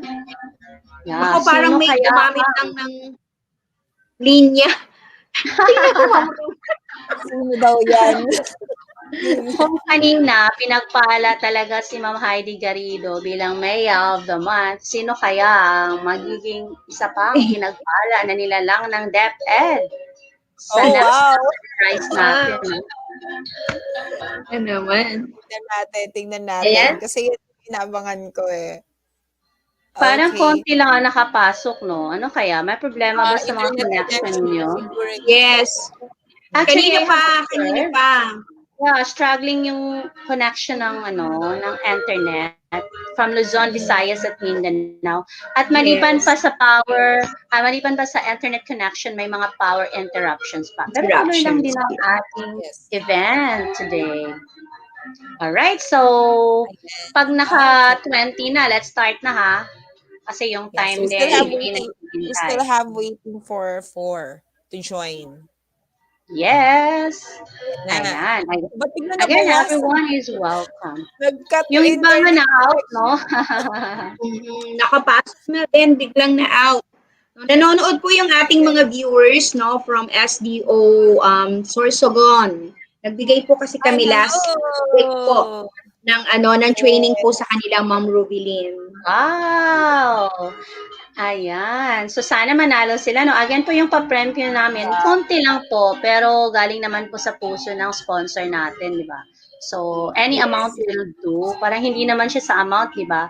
Parang lang din po siya. Bonus na lang. Ayan. Sa kung ano man ang natutunan natin for the entire day. Ayan. Then, flex ko lang while waiting sa mga players po. Every Saturday po, since March, sa TechTalk po sa umaga at sa Mi-TechTalk sa afternoon, may 2 quiz po yun. 1 quiz for TechTalk in the morning and 1 quiz for the Mi-TechTalk. Pag nakumpleto nyo pong sagutan ang mga tanong doon, makakakuha kayo ng certificate of participation. Alright? Appreciation, I mean. Then, pag nakompleto yung 4 Saturdays, automatic po siya na makakuha kayo ng Certificate of Recognition. Yes. Wow. Yan. Yes. And Bilin, importante yung mga screenshots, selfies. As of now po, hindi na namin nire-require. As of this, parang isa din sa bonus po sa mga participants, no? Yung quiz na lang muna. Yan. May pagbabago talaga, no? Sa virtual inset, yung sa LMS din po, no? Ganun din pala siya sa green.com. Wow, that's nice. Yeah. Good news Then, sa mga viewers. Sa mga hindi pa alam kung saan kunin yung certificate, punta lang kayo sa training.deped.gov.ph. Yun yung LMS ng Department of Education, lalo na po dito sa mga trainings natin sa ETU. Ayan. Dami na nilang na-issue certificates. Yes. Yes po. Pero sometimes nga, kahit walang certificate po, Ma'am Geraldine at Ma'am Heidi, but for me, parang bonus na lang din yung certificate. Yes. Diba? That's for my professional growth din naman. Hindi lang professional growth, but for my personal, na din po yun, diba?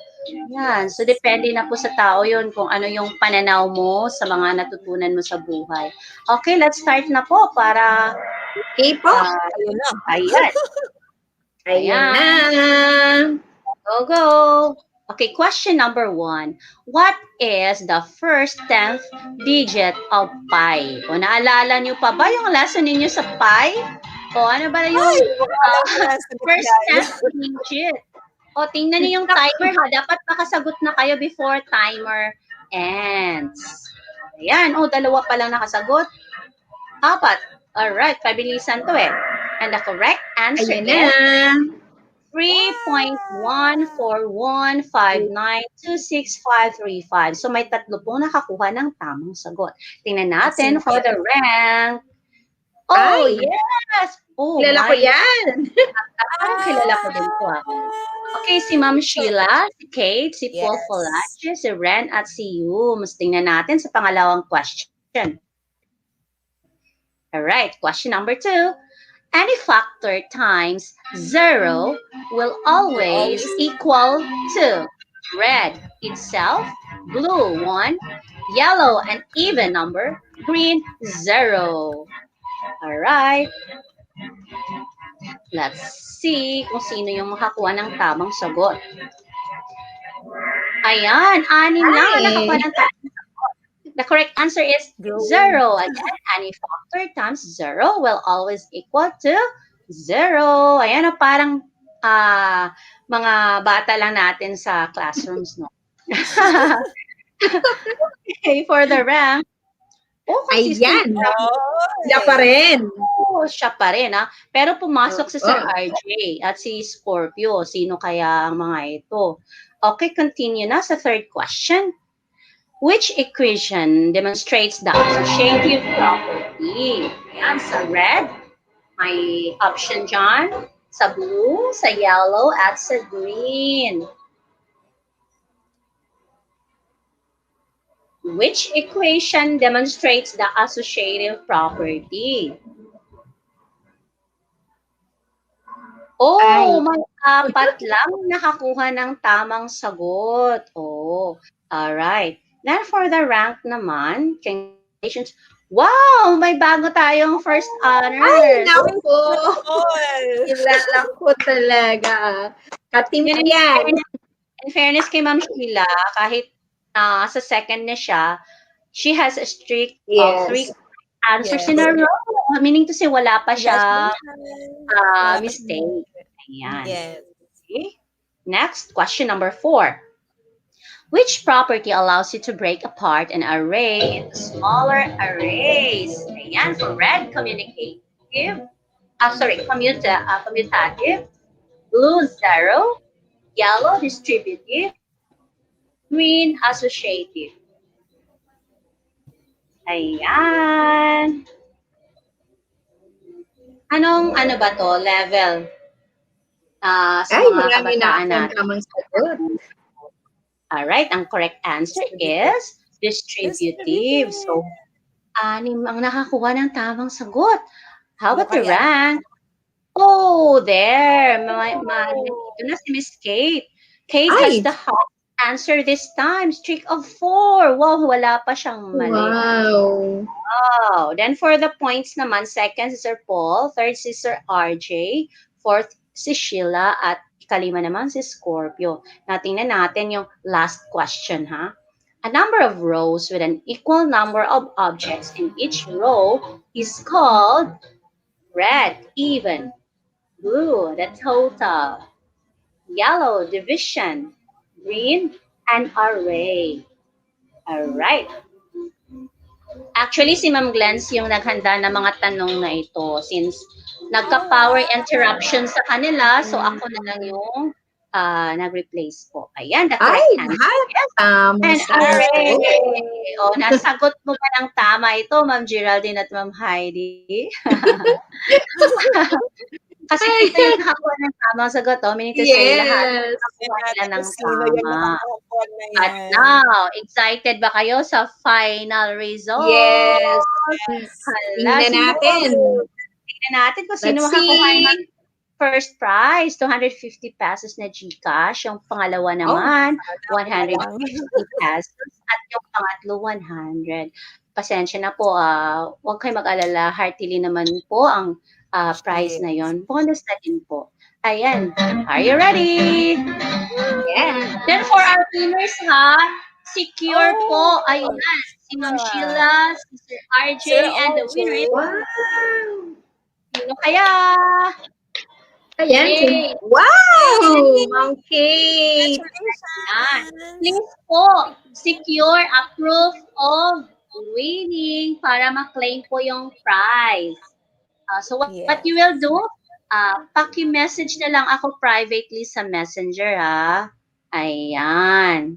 So, again po, sa mga nananalo po sa ating MEA Quiz, ano na lang po, kahit screenshot po na as proof na kayo yung nanalo, first, second, third, and send nyo lang sa akin sa Messenger.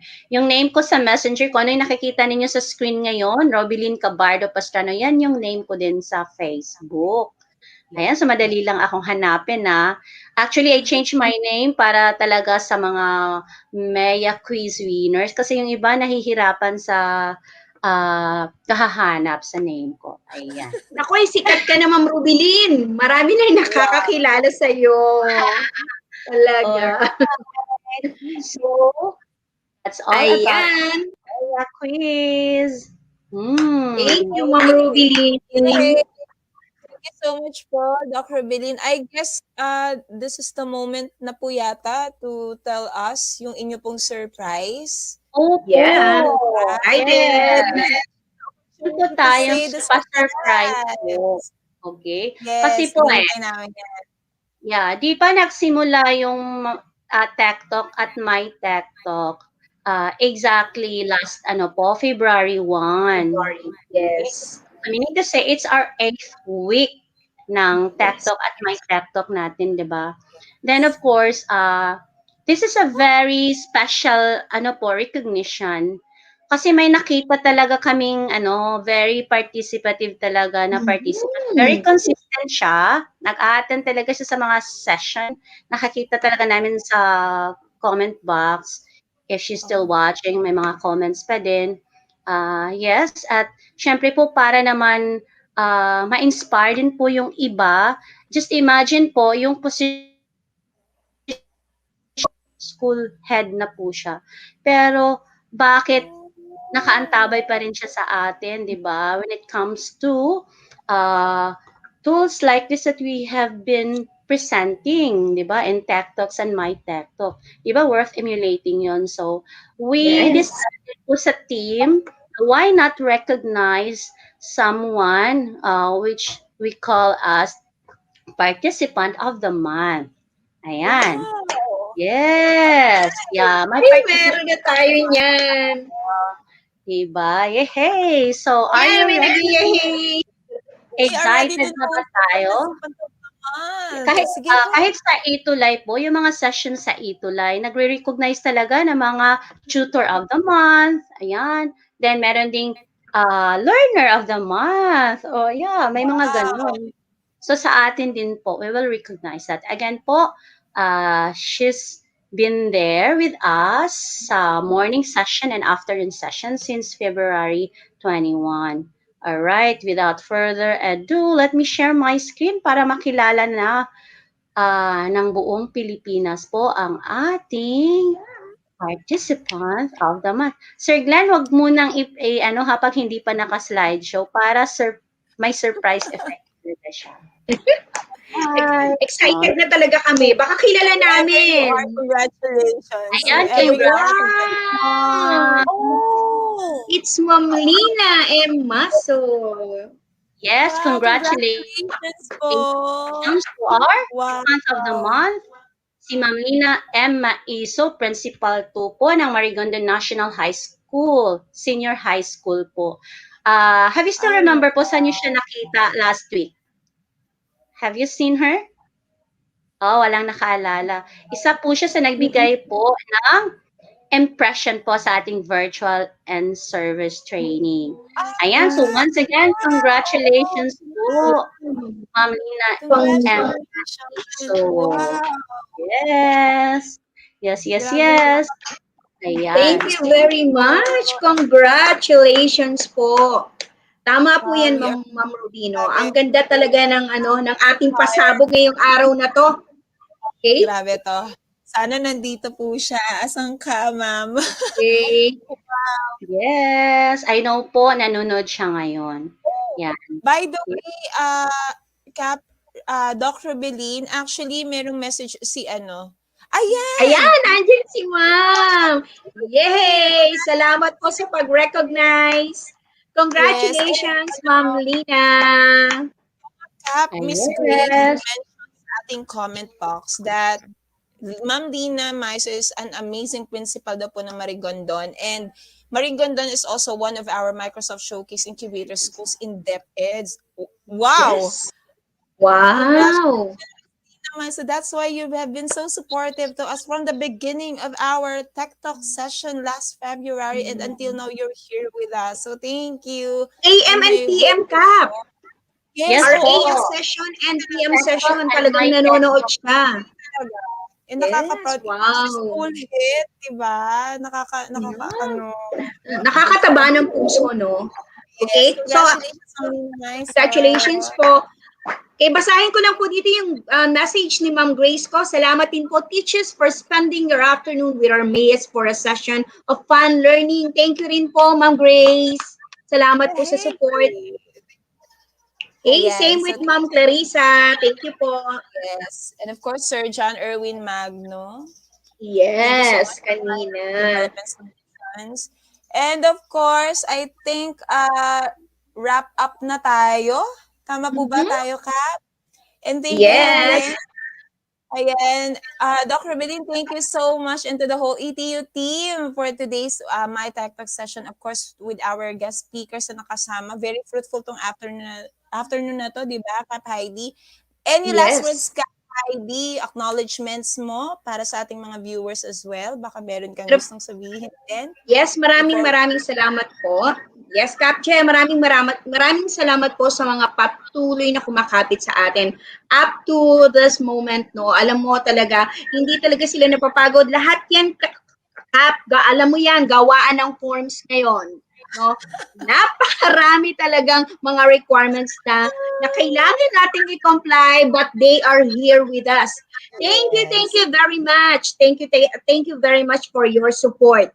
Okay? And ako, Kapcha, I really enjoy this moment, no? At hindi ko ina-expect yung nakita mo na late ko nang nakita. O pa-shout out, salamat G-Power from Sir John Erwin Magno. Super fun. Ayan. And of course, maraming salamat po sa ating mga viewers. Once again, na hindi bumitiw at kasama pa rin natin hanggang ngayon. Salamat po. Alam ko na marami kayong natutunan mula sa ating mga speakers, mga magagaling na speakers. At umaasa tayo na ito naman ay makakatulong upang lalo pa nating mapaunlad ang ating pagtuturo. Lahat po ay makabuluhang programa ng ating departamento. Please, isupport po natin sapagkat lahat po ito ay magsisilbing gabay tungo sa katuparan ng mga pangarap ng bawat kabataang Pilipino. Yang Kapje, magpapaalam na ako. Una na ako magpapaalam, ha? Okay, pero wag muna. Bago muna ako mag-say thank you, meron ka pang announcement for awarding of certificates of participation through DepEd LMS. Okay? Okay, through our DepEd LMS. Again and again, do not forget to go to https://training.deped.gov.ph. Do not forget to input your unique username and password for you to go through the Mi-TechTalk sessions. Morning and afternoon po yan, available po yung mga yan. You have to comply with it. Okay, according to Ma'am Hilda Lawas, yan po yung kailangan nyo pong i-log in, yung website na yan. Yes. Okay, for you and yung survey po, ha? Yes. And of course, the evaluation link, the one that has been here. We would love to hear from you to know some feedbacks for, of course, our improvement, kung ano po yung mga kailangan natin. And of course, andito ang ating Sir Glenny Hi to Sir Jerson Castillo, my lead ICT ko or po sa CD5 by the way, nagpapa-shoutout siya kanina. Sir Ang Glenn. dami nagpapa-shoutout. Okay, hindi na po namin kayo maiisa-isa, pero shoutout pa rin po sa lahat po ng nanonood ngayon. Kilala man namin kayo, hindi namin kayo kilala, pero alam namin, by heart, no, tayo po ay isang layunin. And by the way po, mga Kap, no, Ma'am Geraldine, Ma'am Rubilin, Sir Glenny, tayo po ay may team replay ha. Pwede tayong mapanood sa ating Mi-TechTalk page. Pwede rin po tayong mapanood sa ating YouTube, no? So, para sa mga hindi nakapanood ngayon, be part of the team replay. Ayan. Team Sir replay. Glenny, may gusto ka sabihin? Sir Glenny Lapping at one of our ethics specialists po. Alright, congratulations po sa ating mga power host and also po sa ating mga guest speakers this afternoon, and in behalf po ng ETU kay Mark Anthony Jamisal sa ating lead po, lead EdTech specialist, Mark Anthony C, kay Director Abanil, tsaka Yusek Pasqua. Marami pong salamat sa pagsubaybay for the whole month of March po na tayo po ay nagsama-sama para po matuto at mag-share po ng ating kaalaman sa ating mga kaguruan, mag-aaral at saka ating mga magulang. Kami po ay nagpapasalamat at lubos pong nalulugod sa inyong patuloy na pagtangkilik at muli po, meron po kaming inahahain sa inyo ngayong month of April po. We will be announcing that one soon. Maraming salamat. Ma'am Rubilin. Yes, Sir Glenny, thank you. Ma'am Rubilin. Yes, thank you so much po for being with us for 2 consecutive months na po. And of course, I am very grateful una sa lahat po sa director po ng Region 7. He's no other than si ano po, 'di ba? Si Sir Jimenez po, Salustiano Jimenez po yung director 4 ng Region 7. All right? Then we are so grateful also sa aming SDS, sa Dr. Wilfrida Bongalos po. And of course, sa aming chief ng HGOD, yung chief din po namin ng sa CID po. And of course, sa mga lahat ng EPS, principal ko po, si Ma'am LV Cabalhog, yung mga teachers po ng Science and Technology Education Center po. Maraming salamat po sa inyong suporta, lalo na po sa akin. And sa lahat po ng mga viewers namin, lang po, hawak kamay lang po tayo. Kahit nasa pandemya po, laban lang po tayo. Alright, tapos na po ang National Women's Month, but it doesn't mean na hihinto tayo, no? Mapababae man o mapalalaki, marami po tayong maiambag para sa kaalaman ng ating mga kabataan at mga kaguruan ng buong Pilipinas po. Ayan, maraming salamat! Natutuwa ako kay Sir John Erwin Magno, no? Parang Netflix series lang, may new season ulit for April. Yes, abangan mo, Sir John Erwin. Ayan, huwag nating kalimutan ng ating webinar director, no other than Mr. Glenn Hurano. Yes. Any messages po para sa ating mga viewers? Yes. By the way po ha, huwag natin kalimutang pasalamatan ulit yung Microsoft Philippines po, lalo na po si Sarisa Gismondo po na siya yung Microsoft lead po, Microsoft Education Lead ng Pilipinas, with Miss Grace po, Miss Sir Jomar, at of course sa line na mga trainers po. Ayan, si Sir Erwin, no? Lahat naman tayo wala dito, di ba? Kung wala sila, si Sir Erwin, si Sir Eufer. Ayan, then ngayon naman may bago kapamilya na kami, Dentist Technologies Incorporated. So, maraming salamat po sa lahat. Again, yung collaboration natin, yung teamwork, marami pong makakarating po tayo ng mas malayo pa for that. Again, maraming salamat in behalf po ng ICTS Educational Technology Unit. Have a great day, everyone! Yes, at yan nga.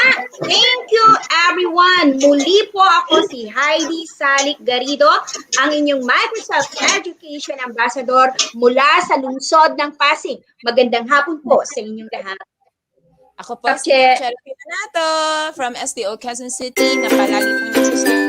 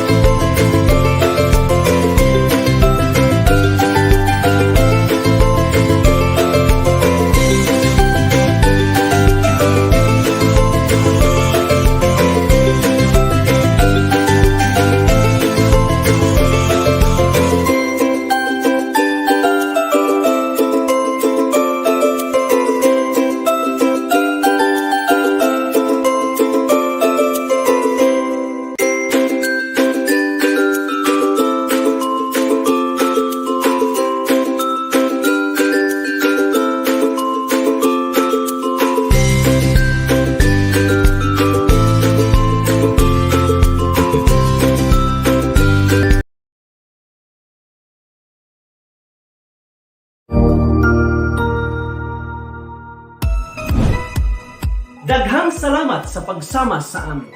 Isa na namang makabuluhan at punong-puno ng kaalaman na talakayan ng ating mga Microsoft Education Experts tungkol sa epektibong paggamit ng teknolohiya para sa edukasyon.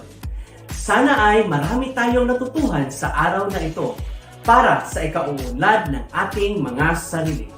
Kaya ipagpatuloy lang ang pagsubaybay sa ating mga talakayan sa mga susunod nating Mi-TechTalk webinar or training sessions for teachers and students. Dahil lamang ang may alam. Tama, Sir Glenny!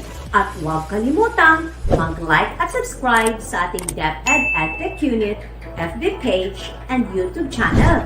Napapanoodin ito ng live sa DepEd Tayo at DepEd Philippines social media accounts. Sa hindi nakaabot, huwag mag-alala dahil recorded ang mga webinar session nito na pwedeng balik-balikan 24/7. I-share mo na ang good vibes ng Mi-TechTalk webinar. Kita-kits tayo sa susunod!